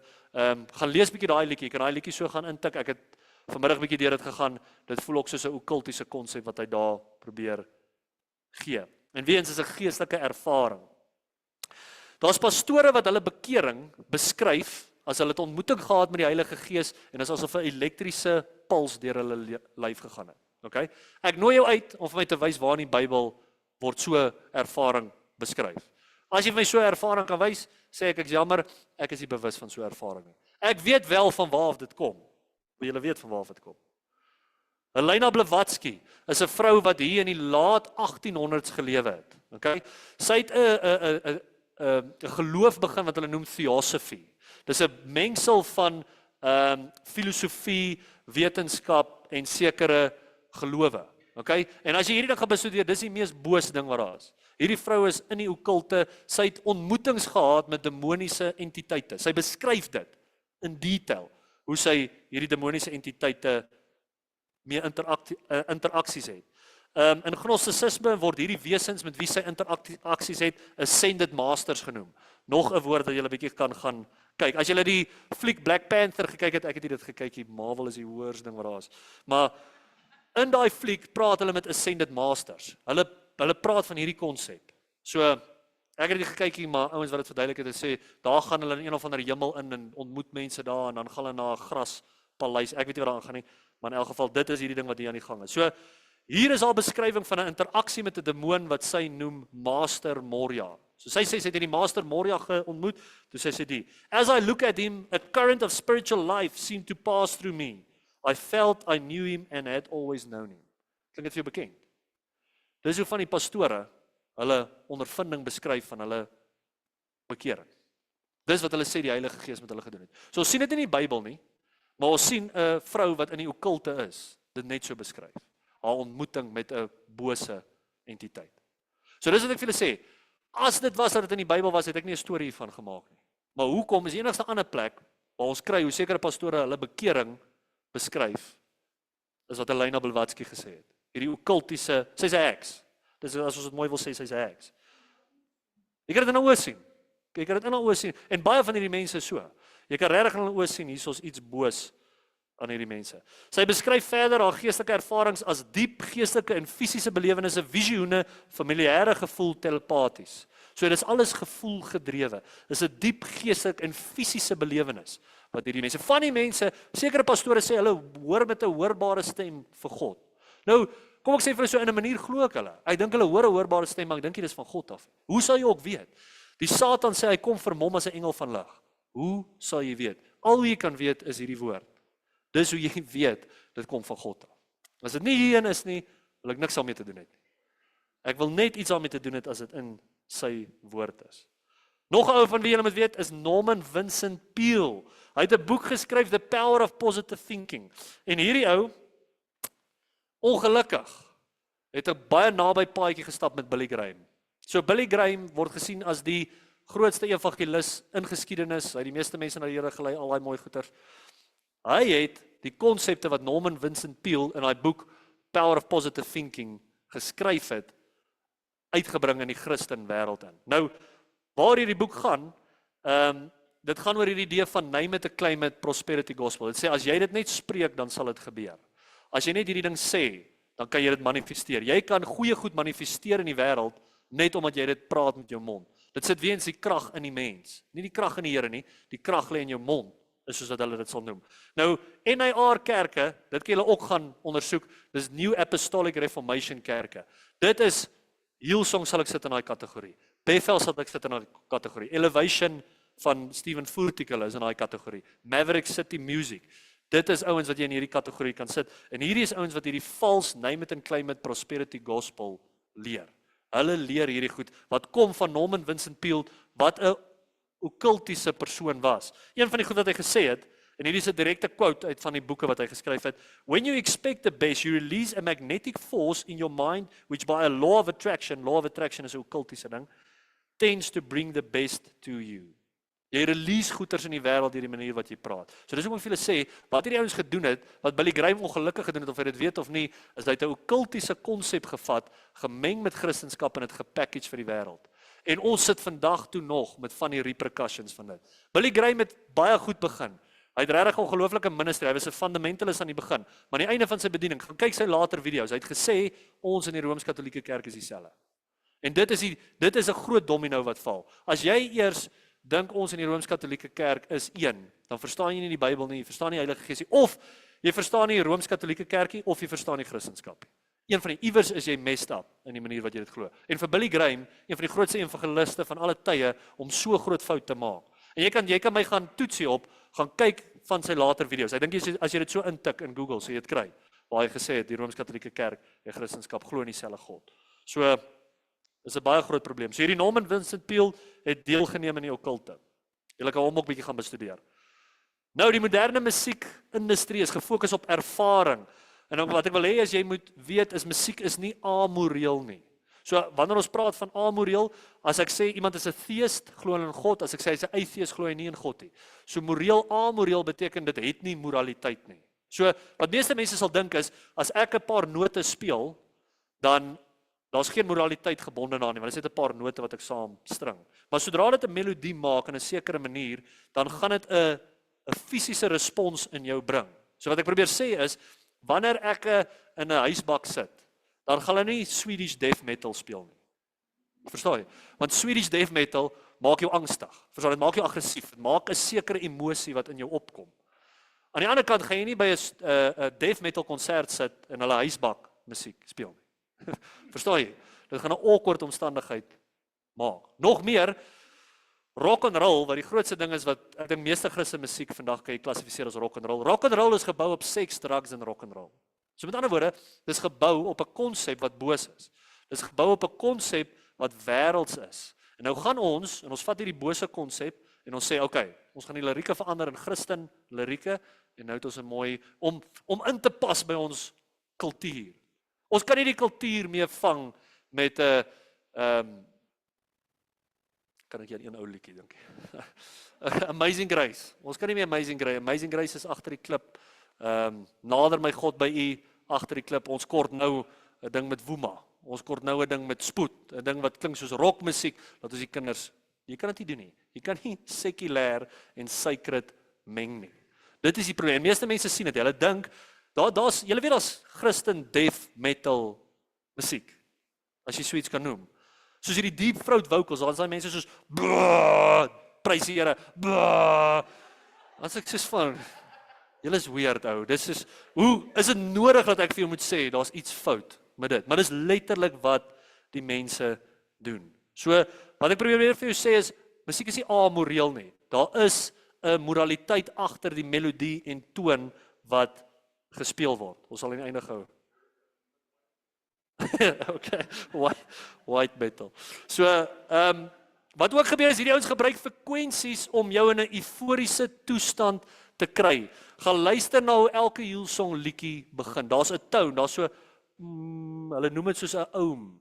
Daai ding is daar met 'n rede, of hulle dit weet of nie, dis 'n frekwensie wat eintlik jou gedagtes laat afswitch. Okay? So hierdie wat ek nou vir jou gaan sê is dalk 'n opinie ding. Okay, jy kan met my stry as jy wil, maar ek seker as iemand wat my sal saamstem. Wanneer ek baie van hierdie Hillsong Bethel, hierdie musiek sing, met daai oom, met daai toon wat aan die ander kant is, vind ek myself in die middel van 'n worship liedjie dat ek nie nou dink aan die Here nie. Ek vind myself dat my gedagtes wegdwaal. Ek vind myself dat ek half wegraak van enige kognitiewe bywees van wat om my aan die gang is. So jy kan vir my sê of dit met jou ook so is, maar my punt is, daai toon, daai musiek is so geskryf dat dit met jou moet gebeur. Dit is gemaak om jou in 'n euforiese toestand te kry, sodat jou gedagtes afsit. Waar die Bybel sê vir ons, wanneer die Heilige Gees in jou is, gaan jy nugter wees. Jy gaan by jou verstand wees. Jy gaan kan fokus op Christus. Dis wat musiek vir jou moet doen. Dit moenie jou nie in 'n euforiese toestand bring nie. Wees eens, as jy fyn is met daai goed, jy kan regtig connect met die Here, dis jou storie. ek sê net my experience. My experience is, ek soek 'n ou hymn, on the winning side. Ja, daai liedjie gehoor, daai liedjie is awesome. Daai ding is so ryk van teologiese waarhede. Jy kry sommer 'n knop in die keel as jy net dink aan daai liedjie. So, ek het nie idee nie, dis 'n ou hymn, maar gaan soek hom. Winning side, dis 'n great liedjie. So, Christus het ons geroep om nugter te wees, by ons bewustheid. Party bekende Christen liedjies se lirieke is problematies. Hier's nog een, Oceans. Hier gaan ek 'n paar mense ontstel. Kom ons vergelyk gou Oceans met Openbaring 17. Okay? Dan sê julle vir my, maak ek te groot storie hiervan. So hier is Oceans se lirieke. You call me out upon the waters, the great unknown, where feet may fail, and there I find you in the mystery, in oceans deep, my faith will stand. So Openbaring 17, soos julle weet, praat van die hoer van Babylon. Okay? Openbaring 17 begin, and there came one of the 7 angels which had the 7 vials and talked with me, saying unto me, come hither, I will show unto thee judgment of the great whore that sitteth upon many waters. Wie sit op many waters? Die hoer van Babylon. Okay? Hierso sê hulle daar verder, and I will call upon your name and keep my eyes above the waters. Wie sit op die waters? Die hoer van Babylon. Okay? Dit dalk in homself. Nou ek weet, hierdie kan eintlik praat van waar Jesus op die see loop en Petrus klim uit die boot en loop na hom toe. Die probleem is, Jesus word nie eksplisiet genoem in hierdie hele deel nie. Ek het dit gegoogel en ge-AI en gelees, jy kan vir jouself gaan kyk. So dis oop vir interpretasie. Nog meer, wat is daai woordjie in lyntjie 3? I find you in the mystery. Openbaring 17 vers 5. And upon her forehead was written mystery. Babylon the Great, the mother of harlots. Die woord op haar kop is mystery. God is nie meer in mystery nie. God kan ons ken. Ons kan in verhouding met hom staan. Nou weer eens, ek is 80% oortuig dat hierdie bose konnotasies is. Jy kan jou eie ondersoek doen. Al wat ek vir jou sê is, as jy nou praat van 'n gevoelgedrewe ding, wanneer ek hierdie liedjie hoor en sing, is daar iets in my wat sê ek moet dit nie sing. Daar's iets wat my pla. Ek kan verkeerd wees, maar dit is my alright om uit te mis op een liedjie, as wat ek besig om eer te gee aan die hoer van Babylon. So, weens, ek sal altyd na die kant van versigtigheid toe gaan, en eerder te konservatief wees, en eerder te vol nonsens wees, as wat ek toelaat om agting te gee aan iets wat boos is. Weens, lees jy self deur die liedjie, gaan soek hierdie lirieke, ek dink daar's issues. Dan kyk ons na 'n paar Christen sangers. So hier is 'n tweet wat Lauren Diegel gemaak het. Hey y'all, I've always seen God move profoundly in my year when I dedicate time to fasting. There is something transcendent. Transcendent is nie 'n Bybelse term nie, dis 'n okkultiese term. About a mind, spirit, body reset. Jou liggaam, gees en kop moet reset. Dis ook okkulties. That allows stillness to walk with us. I'm awaiting the secrets to be revealed. Weens hierdie mysteriese konsep.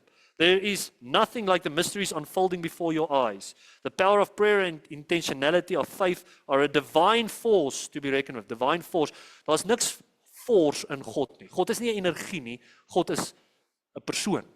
God kan 'n persoonlike verhouding mee gekweek word. If you want to join me, feel free. I'm deleting my Instagram en dan klomp ander nonsens. Hierso's paar ouens wat baie van toepassing is om nou. Ek weet nie, wie van julle weet wie's Michael Tait van Newsboys? Weet julle dit? Het julle gesien sy onlangse goed? Niks. Julle moet gaan kyk. So hier is wat aan die gang is. So Michael Tait is die hoofsanger van Newsboys. Hulle het hierdie liedjies gesing soos God's Not Dead, hierdie tipe goed. Dit het in die laaste 2 weke uitgekom dat hy homoseksueel is, wat voor omtrent elke konsert kokain gesnyf het en dat hy 'n pedofiel is. Hy het met seuns gepeter. Vir 20 jaar. Okay? Sy band members sê hulle het nie geweet daarvan nie. Okay, wat kom nou. Alright. Michael Tait is deel van DC Talk. So DC Talk, een van DC Talk se ouens het stryd of Christendom gerenounce. Hy sê hy's glad nie meer Christen nie en die ander ou is Toby Mac wat ook klomp issues het. Okay. Maar hier sien dan, kom ek sê vir julle so. Toe ek hoor hierdie van Michael Tait, was ek glad nie verbaas nie. Soos gaan kyk bietjie die ou se video's. Soos hy is so verfynd en dis net gewriggies wat oral te swaai en hy skud sy heupe en dat hierdie ou homoseksueel is, dit is daar was niks aan wat my verbaas het. Okay? En hier is die punt wat ek wil maak. Kyk gou wat sê hierdie ou. So hierdie ou is 'n deel van Bethel en hy koördineer baie van hierdie sangers. So iemand het vir hom gevra, Jy kan al lees. Prominent Christian musician and worship artist Corey Asbury says everyone knew about the Michael Tate thing and that a lot of Christian bands are living double lives. So hierdie ou ding gou vir 20 jaar sê hy prys hy die Here. Hy sing voor al hierdie mense, voor hierdie duisende en duisende Christene staan hy op en sing loof die Here terwyl hy aan die agterkant besig is met al hierdie sondige goed. Kokain, drugs, pedofilia. So hy lewe 'n dubbel lewe. Kan jy dink hoe dis vir my soos die booste van boos. Iemand soos Charles Manson of wat sy ou ja, daai ou van wie praat ek? Maar hierdie sluipmoordenaars. Daai ou weet wie hy. Charles Manson. Hy weet hy maak mense dood, hy weet hy's boos. Daar's nie hierdie ou lewe 'n dubbel. Dis soveel erger. Dis soveel erger om hierdie beeld voor te gee van Christendom en aan die agterkant doen jy die ding. Maar hierdie gaan verder, dat die mense hom daar gevra en sê, "Did you know about Michael Tate before the story was published?" Dan sê hy daar, "Everyone knew, maybe not the specific details, but everyone knew." Wat hy hiervan praat is mense in Bethel, hy praat van Brandon Lake, hy praat van prominente Christen sangers, het hierdie geweet en hulle het stil gebly. Want hierdie ou is so goeie, hy lei mense na die Here toe. Verstaan jy, omdat hulle dink hy het vrug gehad, was dit geaanvaar wat hy hierdie goeters gedoen het. Aan die ander kant sê hulle, how many Christians, bands, artists are living a double life, like Michael Tate? Hy sê a lot. So dit is die ding. Wat ek wil jy moet verstaan is, die Christen musiekindustrie is niks anders as 'n geldmaak ding nie. Dis die minor leagues om na die big leagues toe te gaan. Soos Beyoncé wat begin het met Destiny Child, hulle was 'n Christen band, sy's nou boos. Katy Perry was in 'n Christen band, sy's nou boos. Lauren Daigle gaan al hoe meer boos raak. Sy's klaar daar. Gaan kyk haar Instagram. Dis weird, dis blommetjies en allerlei snaakse dinge. Jy kan sien dit is so niks fout met blommetjies nie, maar as jy dit gaan sien, jy sal sien dis weird. Die blommetjies was 'n swak voorbeeld, maar okay. So wat ek vir jou probeer sê is daar's 'n ware gees en daar's 'n vals Heilige Gees. Daar's 'n ware Heilige Gees en 'n vals Heilige Gees. En al hoe jy kan weet wat die ware Heilige Gees is om te sien wat die woord van God sê. Die ware Heilige Gees word jou verduidelik in Johannes 16. Die heel eerste ding wat dit daar sê is, wat gaan die Heilige Gees doen? Hy gaan die wêreld reproof van sonde. Dit is die primêre doel wat hy doen. Hierdie ouens sal nooit van daai deel van die Heilige Gees praat nie. As die Heilige Gees regtig in jou lewe, die hoofding wat hy gaan doen is, hy gaan die sonde in jou lewe uitwys. Dit is sy hoofrol. Daar's geen vorm waar die Heilige Gees beskryf word as iets wat gaan maak dat jy beheer verloor oor jou liggaam nie. En hoekom ek dit opbring is, ek wou vir julle 'n video gewys het en baie van julle weet van dit. Daar's kerke wat mense laat vorentoe kom, hulle bid vir hulle en dan val hulle. Agteroor, boem, daar tussen die ander mense, kry self seer partykeer wanneer dit gebeur. My punt is, jy lees nie van dit in die Bybel nie. Daar is nie 'n voorbeeld. Die kere wat mense geval het in die presence van die Here, was dit in nederigheid, in aanbidding, in vrees en willekeurig. Hulle was by hulle volle bewussyn. Hierdie mense, daar's een voorbeeld van iemand wat hande op lê, daar gaan iets in hulle en hulle val nie. Daar is, as jy my dit kan wys vir my en ek sê ek's jammer en ek repent van my teologie, maar dit bestaan nie. So wat ek vir julle probeer sê is, van waar af kom hierdie konsep? Hoekom word dit beoefen? So dis wat ek gesê het, al hierdie voorbeelde van mense wat val, is in vrees en aanbidding. Hierdie ding kom van die okkulte af. Gaan kyk bietjie, daar's Hindu tempels wat presies doen wat die charismatiese kerke doen. Hulle bid vir mense, hulle lê hande op en hulle val daar en hulle ruk en skud en gaan te kere. En jy noem dit 'n kriya, jy noem dit 'n manifestasie van 'n bose entiteit wat in jou inkom. Geen Christen sal ooit ruk en skud as die Heilige Gees in hulle kom nie. Die Heilige Gees gaan jou nugter maak. Hierdie is 'n valse gees wat in die mense kom. So hier is 'n paar onderskeid. Die ware Heilige Gees is persoonlik, vals Heilige Gees onpersoonlik. Die vals Heilige Gees is meer soos die Force van Star Wars. Dis soos iets wat jy kan invoke. Dis soos jy spreek het, soos ek moet vir hierdie ou net sê, dan gaan hy genees word. Dis soos 'n force, dis soos 'n onpersoonlike ding wat jy kan mee maak wat jy wil. Die ware Heilige Gees is God. Die vals Heilige Gees sê jy kan soos God wees. Ware Heilige Gees lei jou na die waarheid. Vals Heilige Gees lei jou weg van die waarheid af. Die vals Heilige Gees sal altyd in error wees. Dit sal altyd foutief wees, die teologie en die goed wat om dit is. Die ware Heilige Gees is soewerein. Vals Heilige Gees kan beheer word. Ware Heilige Gees versterk jou op God se wil te doen. Vals Heilige Gees, jy kan jou eie wil doen. Daar is 'n groot verskil.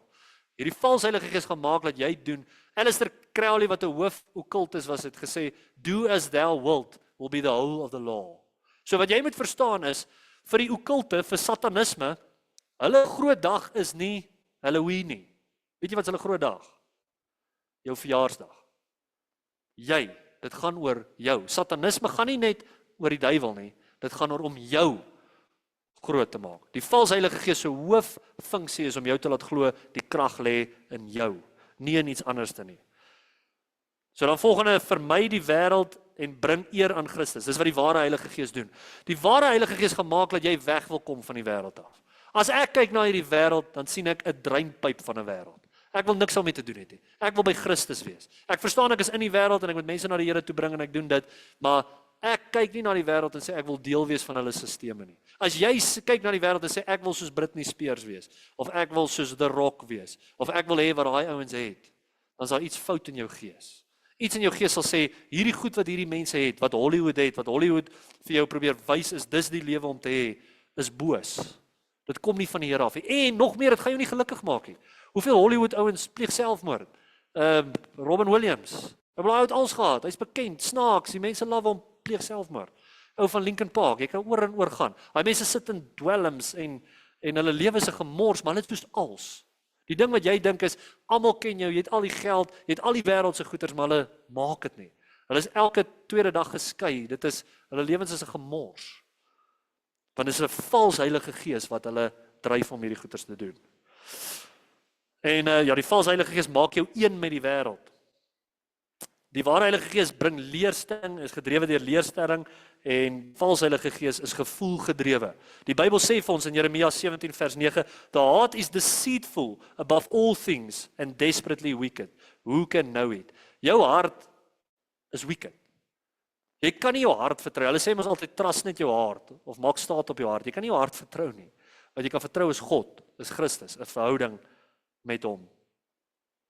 Dit bring ons dan uiteindelik by die res van Openbaring 17. Julle sal sien, die volgende deel gaan bietjie vinniger gaan. Ek moes hierdie basis lê. Dit was belangrik om dit te doen. Jy moet hierdie goed verstaan. Weens as daar van hierdie goed is waarmee jy nie saam met my stem nie, kom praat met my. Ek is oop om te hoor oor hierdie goeters, maar weens ek sal nie oortuig word deur enige ervaring. Ek het al gehoor van mense wat sê hulle was by grafte en mense uit die dood uit laat opstaan en daai goeters, irrelevant. Dit is wat sê die woord van God oor hierdie goeters. So ons gaan gou 'n 5 minute breek vat. Kry net gou weer vir jou koffie. Openbaring 17 vers 5 let op die meervoud van hoere. Dit is meervoud. Dit is the mother of harlots. Dis nie net een, soos ek gesê, dis klomp misterieuse gelowe wat hierdie een stelsel vir ons uitbeeld. Baie valse kerke. En dit vermom homself as Christendom. Ons het deur alles van hierdie nou al gepraat. So as hy kom by hierdie deel van die 7 heads en 10 horns, vir baie van julle moet dit nou al bekend klink. Ons het al 'n paar keer dit in Openbaring getref. Jy tref dit ook in Daniël 7. So as ons gaan kyk, dis net gou hierso. Is ook belangrik om te sien uit hierdie deel, uit hierdie eerste vers 5, uit hierdie eerste 5 verse, is dit die vrou ry op die dier. Die vrou is nie die dier nie, sy ry op die dier. So wat hierdie dier vir ons voorstel is soos 'n government, 'n regering. So met ander woorde, sy gaan die regering van hierdie tye waarin sy besig is om haar boosheid uit te leef, gebruik. Okay? Sy ry op die regering se manier van goed doen. So dit is die interessante deel wat hier in die gang is. Dan gaan jy ook sien, sy gebruik die stelsel vir haar eie agenda, maar dit gaan teen haar draai en haar opvreed. Jy gaan sien aan die einde van gaan die hoer van Babylon vernietig word en hierdie stelsel, die ding waarop sy gery het, gaan teen haar draai om haar te vernietig. So hier is baie beeldspraak in, maar is ook redelik duidelik en meeste kommentators stem saam met wat hierdie beeldspraak beteken. Veral die feit dat die hoer van Babylon is hierdie mystery religion stelsel wat ons sien in die wêreld. So dan is ons by vers 6. And I saw the woman drunken with the blood of the saints and with the blood of the martyrs of Jesus. And when I saw her, I wondered with great admiration. So met ander woorde, sy het gelewer daarin om dit moeilik te maak vir die Christene. Sy het die Christene doodgemaak en hierdie stelsel sal altyd teen die Christene wees. And the angel said unto me, wherefore dost thou marvel? I will tell thee the mystery of the woman and of the beast that carrieth her. So sê hy, die beast dra, sy ry op die beast. Which have the 7 heads and 10 horns. So hierdie 7 heads and 10 horns weens is 'n voorstel van 'n regering. En meeste ouens sê ook saam, hierdie 10 horings is konings. Konings wat koninkryke besit. En ons weet die 11de horing is die anti-kris. Hy is die een wat die finale koninkryk van die aarde gaan oorneem. Weens Daniël 7 kan jy gaan lees. Ons het nie genoeg tyd om deur alles van dit te gaan nie, maar Daniël 7 sal vir jou mooi agtergrond van die gee. Romeinse mag was sterk in die tyd van Johannes en toe het dit gedisintegreer. So, kom ons kyk nou gou, ons kom nog by vers 8. The beast that thou sawest was and is not, and shall ascend out of the bottomless pit and go into perdition, and they that dwell on the earth shall wonder whose name were written in the book. So hierdie kan vir jou, dis ook ek sê, van hierdie goed is deur mekaar. Hy sê, who was and is not. So weens, praat van 'n politiese stelsel, die stelsel toe Johannes hierdie geskryf het, was die Romeinse mag. So in daai tyd was dit sterk, en dit het kort daarna het dit gedisintegreer. So, wat interessant is van die Romeinse mag, niemand het dit geoorweldig nie. Niemand het die Romeine oorgeneem nie. Dit het van self gedisintegreer kort na hierdie tyd. Okay? So die deel in vers 8 wat sê, the beast that thou sawest was and is not, is hierdie Romeinse mag, wat was en toe nie meer is na 'n periode van tyd nie. Dis waarna dit daar verwys. Vers 9.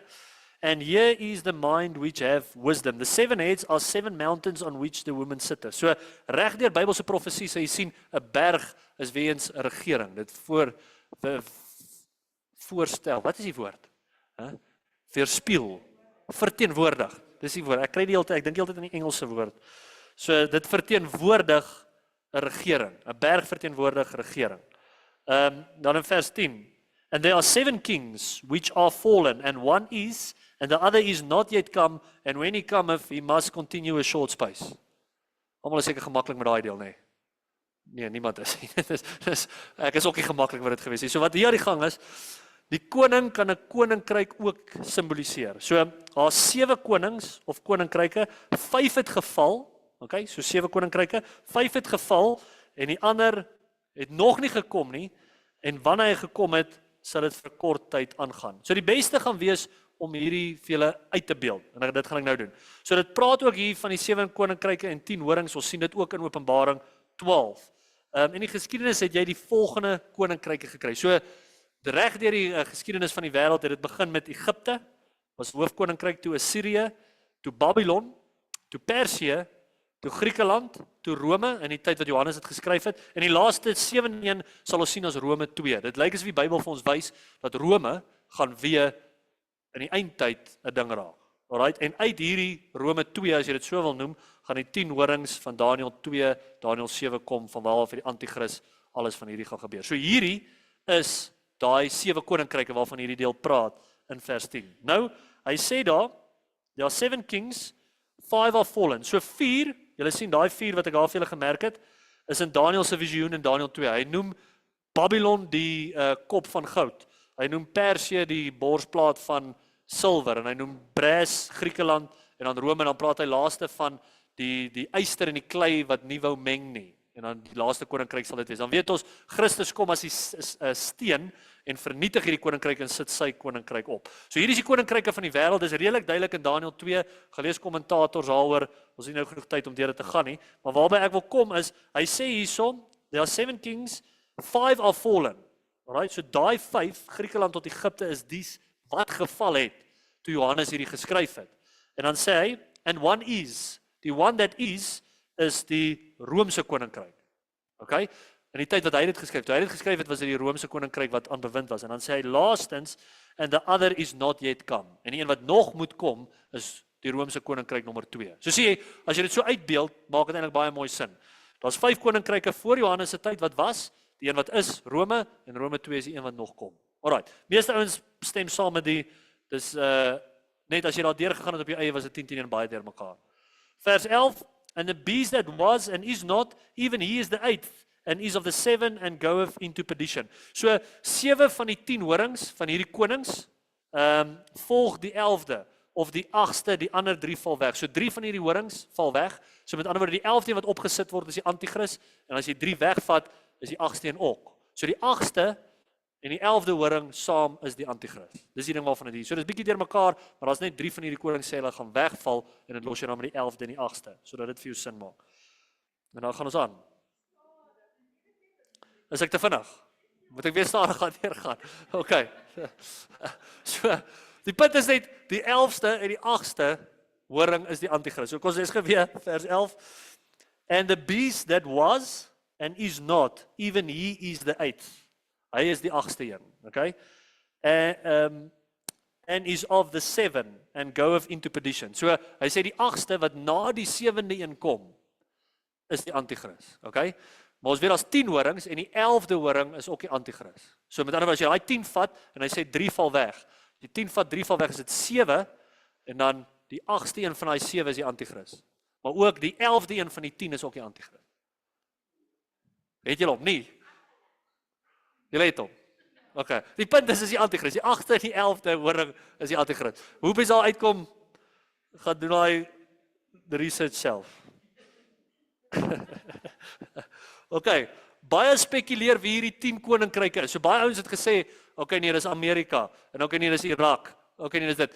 Die ding is 'n mors van tyd. Jy gaan boeke kan lees wat oor dit gaan, maar kyk wat sê hy vir ons in vers 12. And the 10 horns which thou sawest are 10 kings which have received no kingdoms as yet, but receive power as kings 1 hour with the beast. So met ander woorde, hierdie koninkryke is nog nie bevestig nie.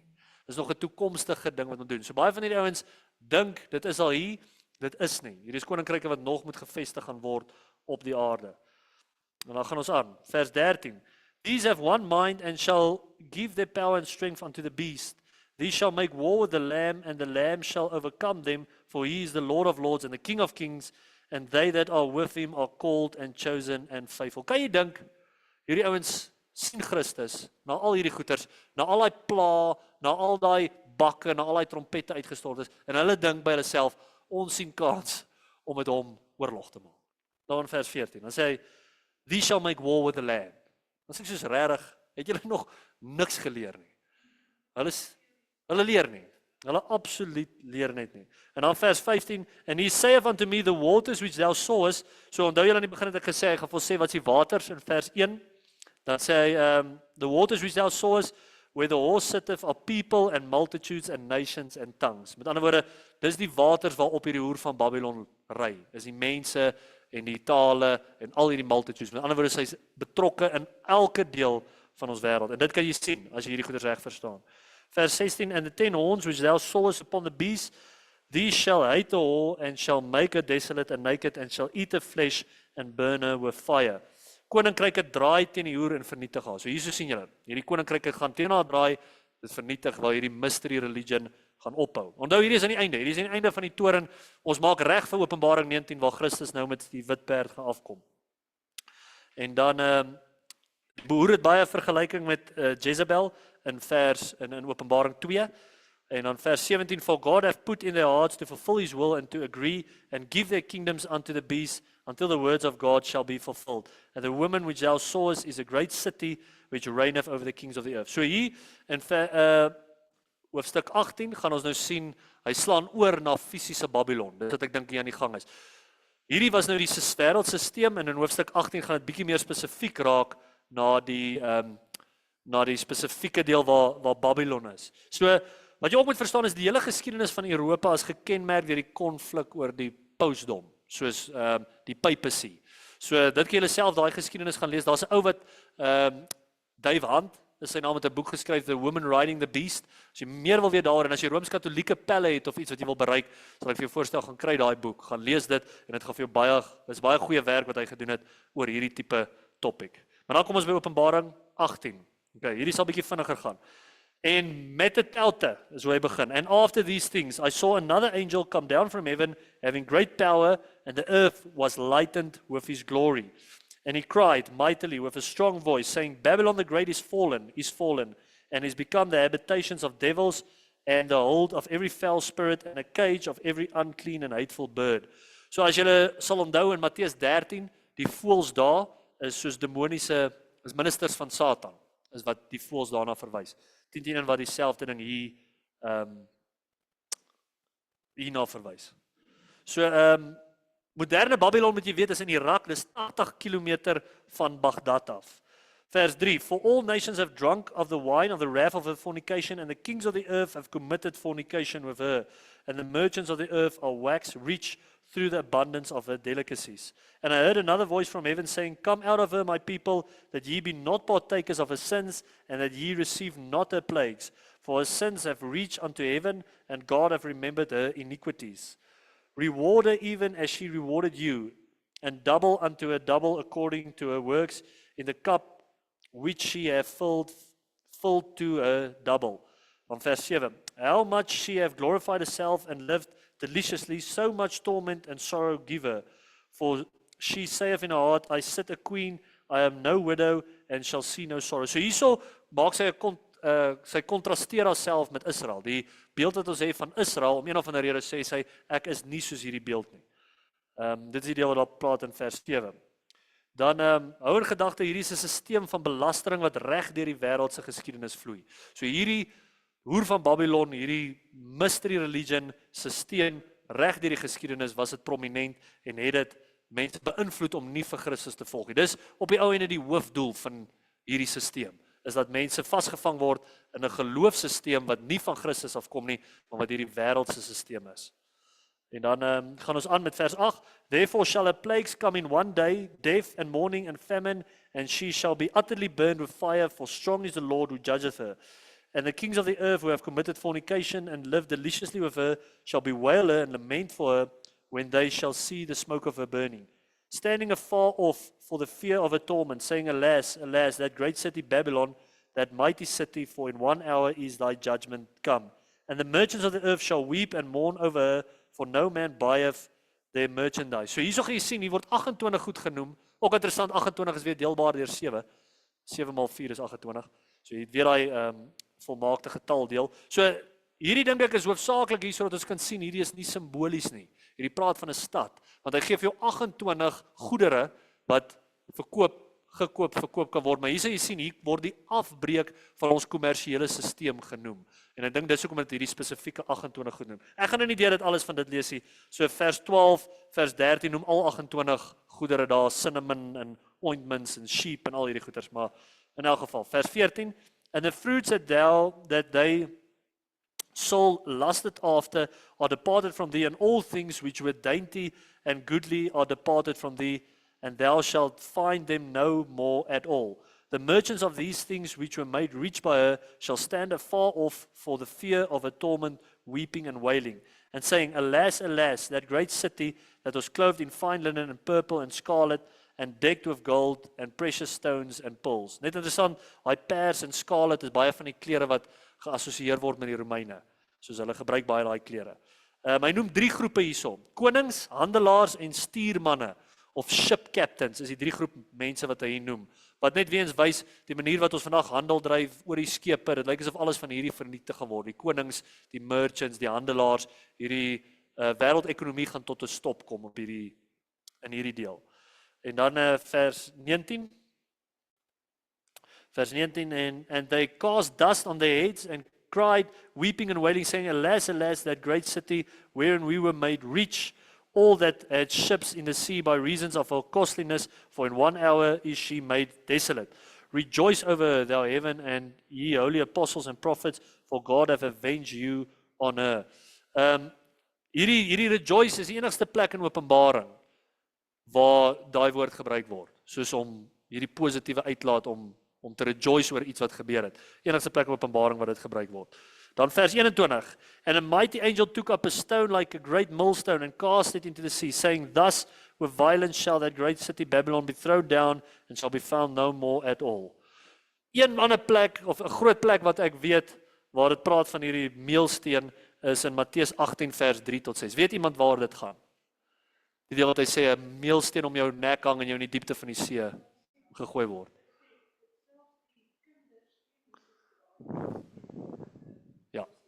Ja, dit doen met kinders, ja.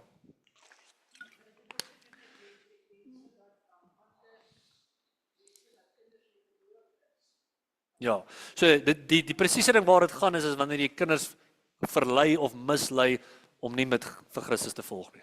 Dan sê hy, en hy gebruik hierdie grafiese beeld van om 'n meelsteen om jou nek te hang in die diepte van die see gegooi te word. So dis hoe Christus voel oor mense wat goed verkeerd doen teenoor kinders. So ek dink hierdie is ook 'n verwysing wat ons terugvat na dit, om te sê dit is ook iets wat natuurlik gaan stop wanneer Christus terugkom. En dan gaan ons aan daar, nog steeds in vers 21.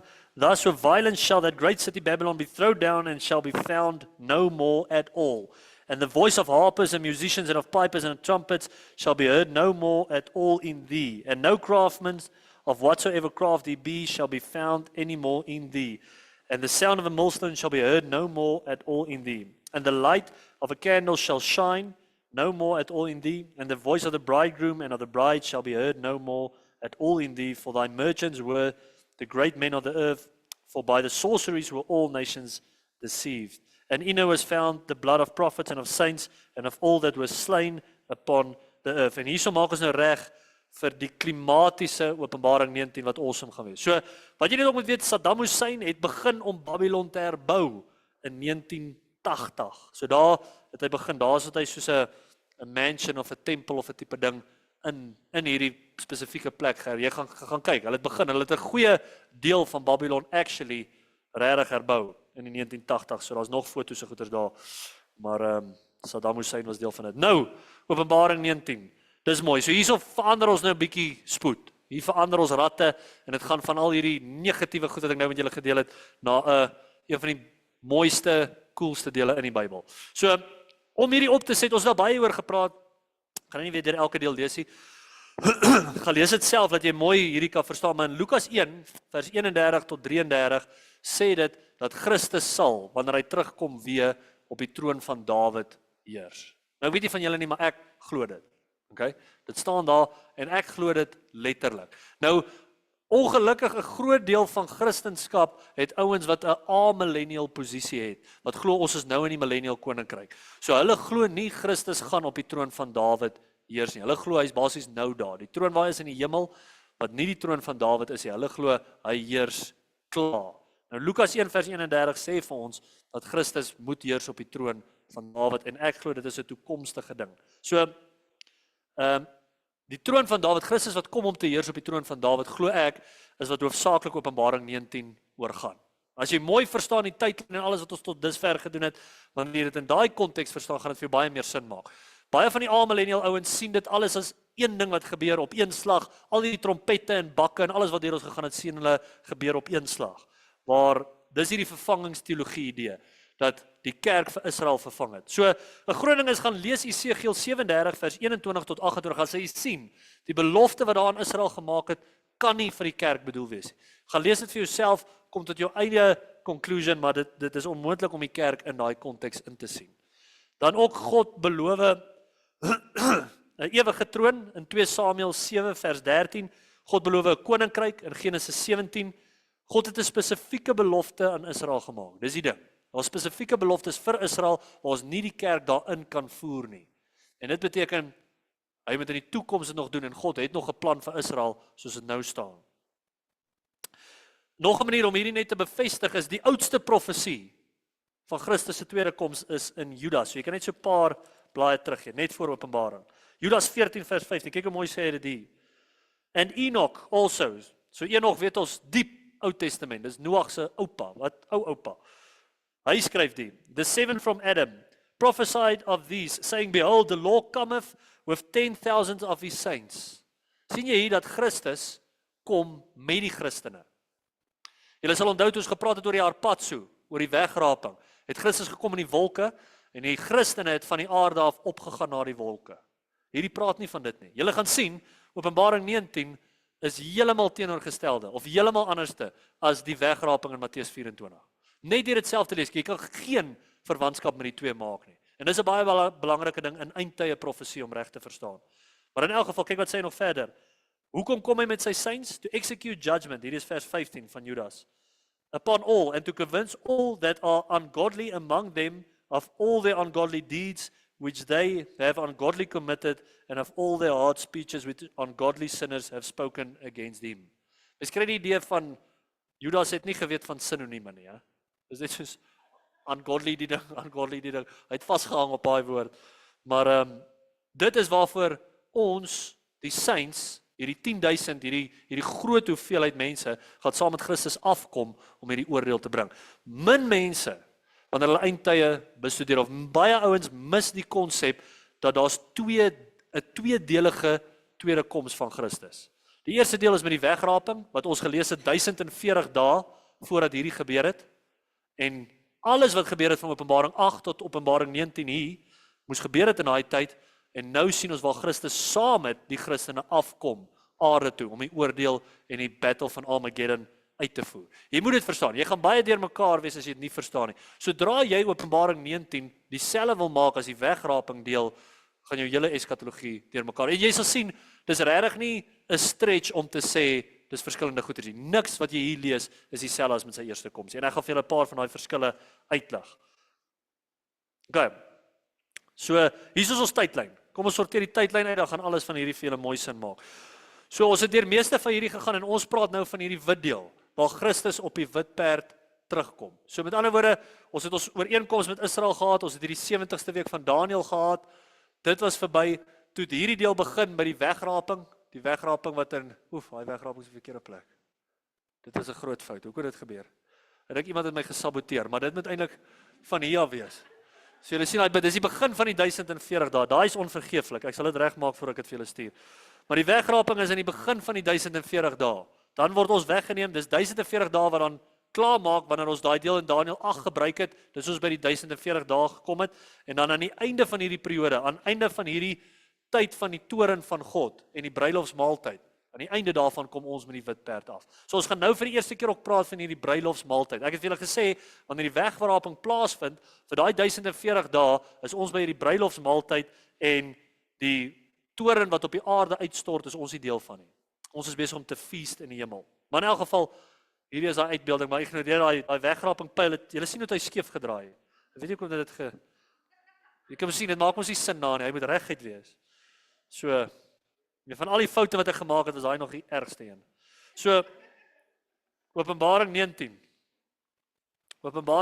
vers 1. Hier is dalk die belangrikste deel van die gebruik van die woord metathelte. Ons het al baie daardeur gegaan. Dit wys things that must be hereafter. So dit sluit af die dele wat gebeur het voor dit en dit gee vir ons nou hierdie nuwe deel, metathelte. Hy begin met hom. After these things I heard a great voice of much people in heaven saying, Hallelujah, salvation and glory and honor and power unto the Lord our God. Sommige net, ja, dit klink am lekker, hè? Dit klink sommer so, hierso kom die Here. Dit klink soos, dis almagtig, en dis God, en dit kom, en jy moet dit net in die King James lees, dan klink dit nog beter. Dan gaan ons aan, vers 2. For true and righteous are his judgments, for he have judged the great whore, which did corrupt the earth with her fornication, and have avenged the blood of his servants at her hand. And again they said, Hallelujah, and her smoke rose up forever and ever. And the 24 elders and 4 beasts fell down and worshiped God that sat on the throne, saying, Amen, Hallelujah. Laaste keer wat ons lees van die 24 ouderlinge is in hierdie deel. Julle sal sien 'n groot deel van fokus word hier geplaas om die Here te prys, om hom te loof, om hom te worship, om hom te eer in dit wat jy doen. Nou ek wil vir jou sê, as jy jou leeftyd spandeer om die Here te prys, en dis al wat jy gedoen het jy 'n sinvolle lewe geleef. Dis iets wat ek dink ons te min aandag gaan gee. Gaan kyk bietjie hoe groot persentasie van Openbaring gaan oor prys gee aan die Here. En veral in hierdie deel. Maar hou dit by jouself. Al het jy vandag niks gedoen nie. Sê nou maar jy het vandag niks gekompliseer, dit was sleg by die werk. Vat die res van vanaand en gaan sit in jou bed en prys net die Here. En dit was 'n sinvolle dag. Dan het jy 'n goeie dag spandeer. Maar 'n lewe wat gespandeer word om die Here te prys, was 'n sinvolle lewe. En wat jy ook 'n gedagte moet hou terwyl ons deur hierdie gaan. Alhoewel die anti-kris en vals profeet opstaan en satanisme en vals gelowe groei, kom daar 'n dag wat Christus sy rekenskap neem. En hier gaan ons dit sien gebeur. Hier gaan ons sien hoe dit uitgebeeld word.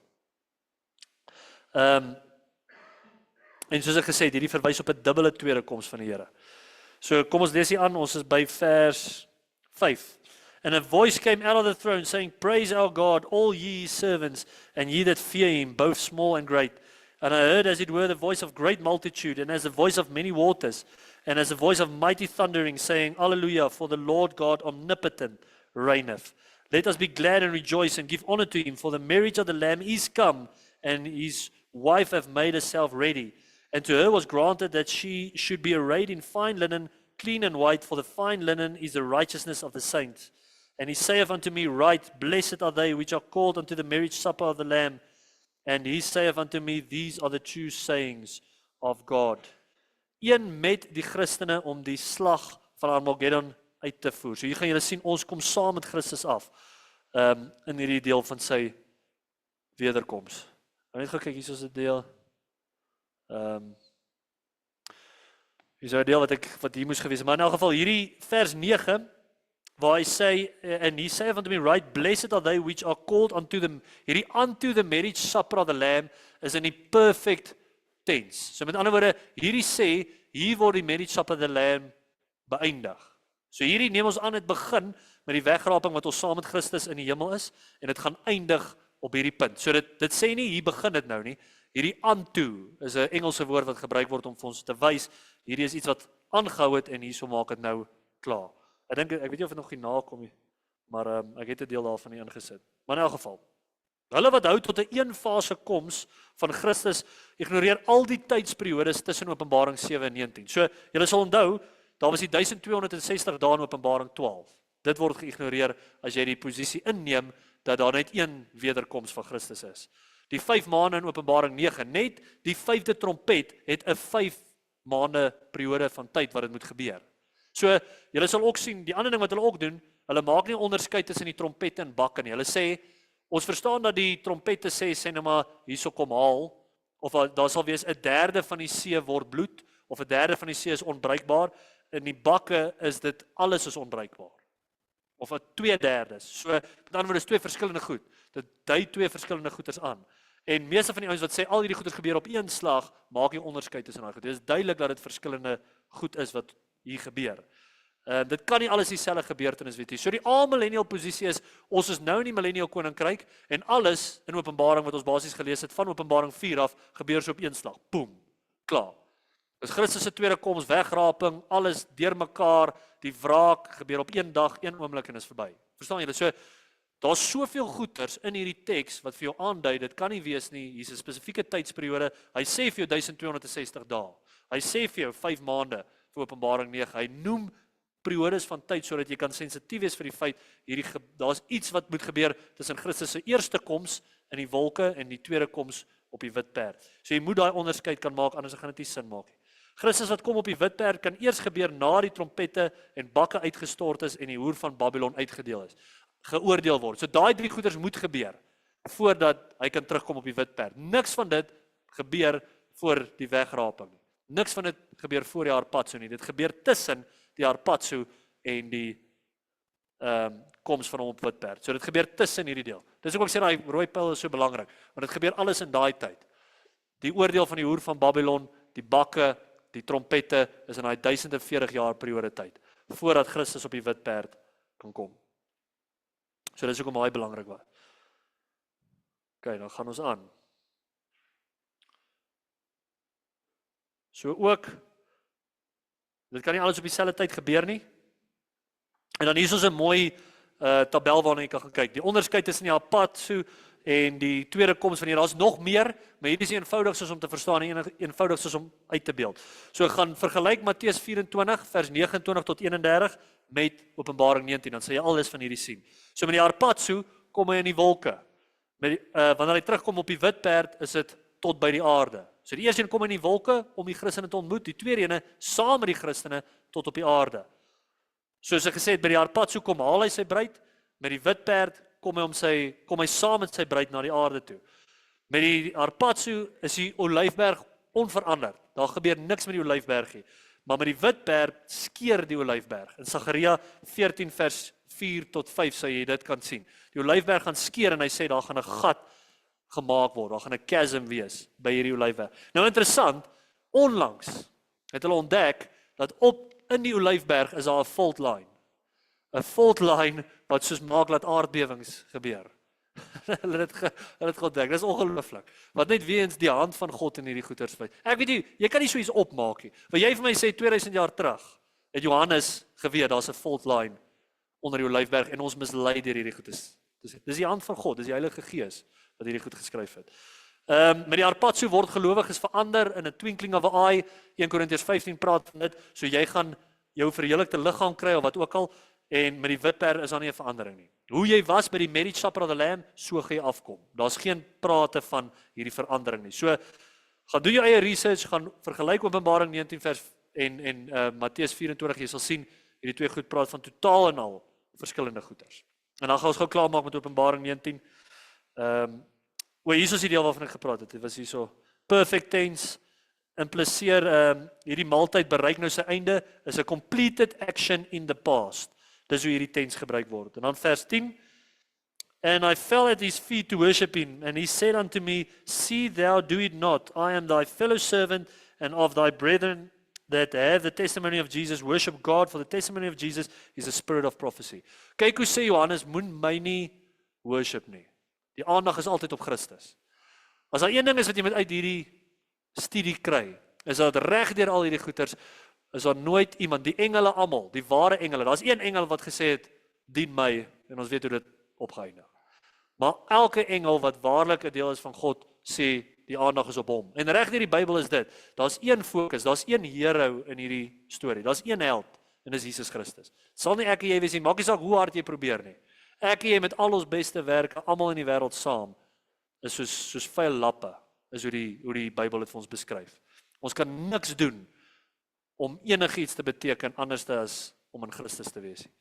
Al die fokus is op hom. Al die fokus, al die aandag is op hom. Vers 11. And I saw heaven open, hier's nou. And behold a white horse, and he that sat upon him was called faithful and true, and in righteousness he doth judge and make war. Hier is 'n magdom tekste oor Openbaring 19 vers 11. So julle kan alles van hierdie gaan kyk. Psalm 2 is een wat ek wil highlight daar. Gaan deur Psalm 2. Dit wys hoe God lag half vir die boosheid van die wêreld. Hy lag vir hulle en sê hulle is niks nie.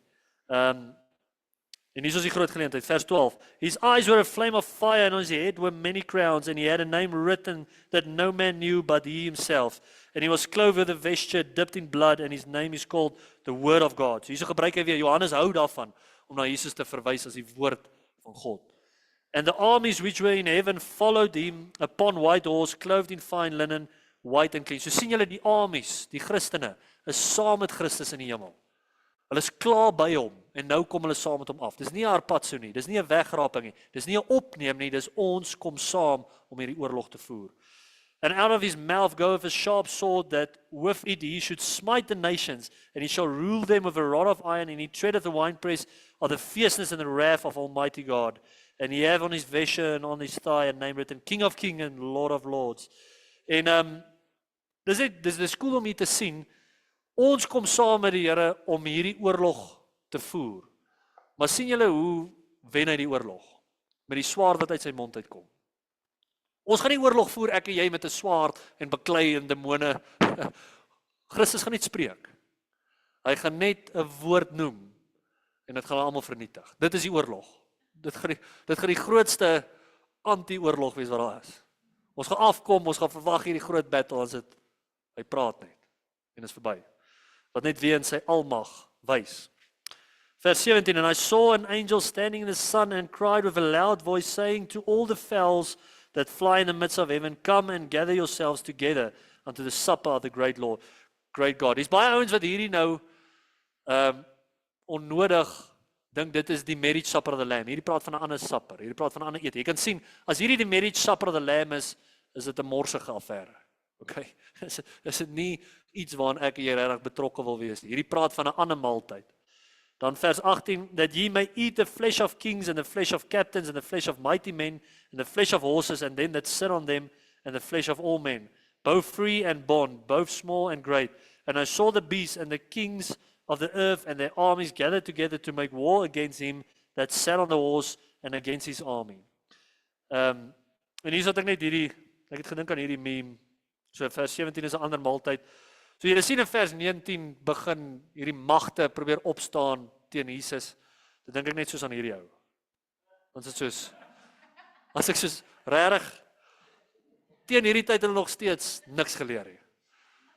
Dis soos die Here gaan vir hulle lag.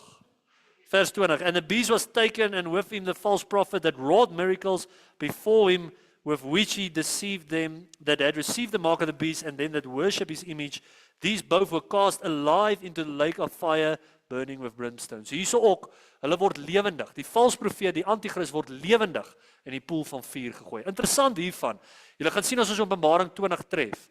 Die Satan word eers vir 'n jaar toegesluit in die aarde. Hy word vir 'n jaar 1000 jaar gebind voordat hy na die poel van vuur toe gaan. Wat interessant is asof hy 'n extra punishment kry, maar let op daai woord alive, lewendig in die poel van vuur. Party mense het hierdie idee van annihilationism, dat jy weet God gaan nie toelaat dat mense brand vir ewig nie. Ek dink dit is waar nie. Mense wat hel toe gaan, dis nie 'n temporêre ding nie, dis 'n permanente plek. Jou siel, jou gees wat lewe in jou is vir ewig daar. So ek dink dis weer eens 'n voorbeeld wat ons kan kyk dat mense gaan lewendig in die hel, lewendig in die poel van vuur brand. In vers 21, and the remnant was slain with the sword of him that sat upon the horse, which sword proceedeth out of his mouth, and all the fowls were filled with their flesh. Ja, as hy hulle almal vernietig, ja. So, vriende, dit bring ons aan die einde van hierdie sessie, Openbaring 19. Soos ek vir julle gesê het, volgende week gaan ons 'n groot klimaks bereik in die sin van, vanaand was baie 'n waarskuwing. Vanaand was baie soos ek het julle probeer waarsku teen misleidende goeders wat ons het in ons kultuur en ons konteks. Volgende week gaan ek vir jou 'n waarskuwing gee van wat kan jy verwag gaan gebeur wanneer jy nie lewe volgens dit wat God vir jou gegee het nie. Die tools, die gereedskap, die goed waarmee God jou vertrou het.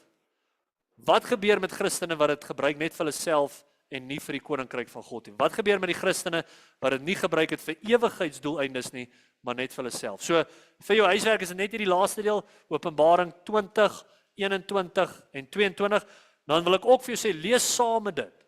Lees saam met dit Matteus 25, vers 15 tot 31.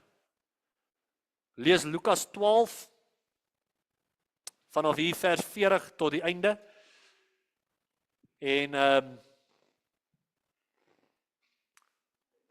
2 Korintiërs 5. 20 tot 22, ja. Dan het ons Lukas 12, vers 40 tot die einde, dis omtrent, ek dink is 58 verse. Matteus 25, vers 15 tot 31.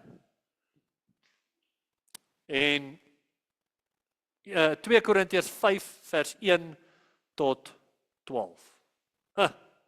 Dit gaan groot wees. Ons gaan sukkel om deur dit. Ek wil nie volgende week rush nie, maar dit is belangrik dat ons deur alles van dit kom. Maar ons gaan ook eindig op 'n hoë noot in te sien, wanneer ook al jy negatief is of die lewe kry onder, kan ons uitsien dat elke traan van elke oog gefees sal word. Daar gaan niks meer pyn, niks meer dood wees nie, en ons gaan ons ewige rus saam met die Here kry. Maar dis spoilers, ons is nog nie daar nie. Ons het nog die 1000 jaar millennium wat ons moet deurgaan in Openbaring 20.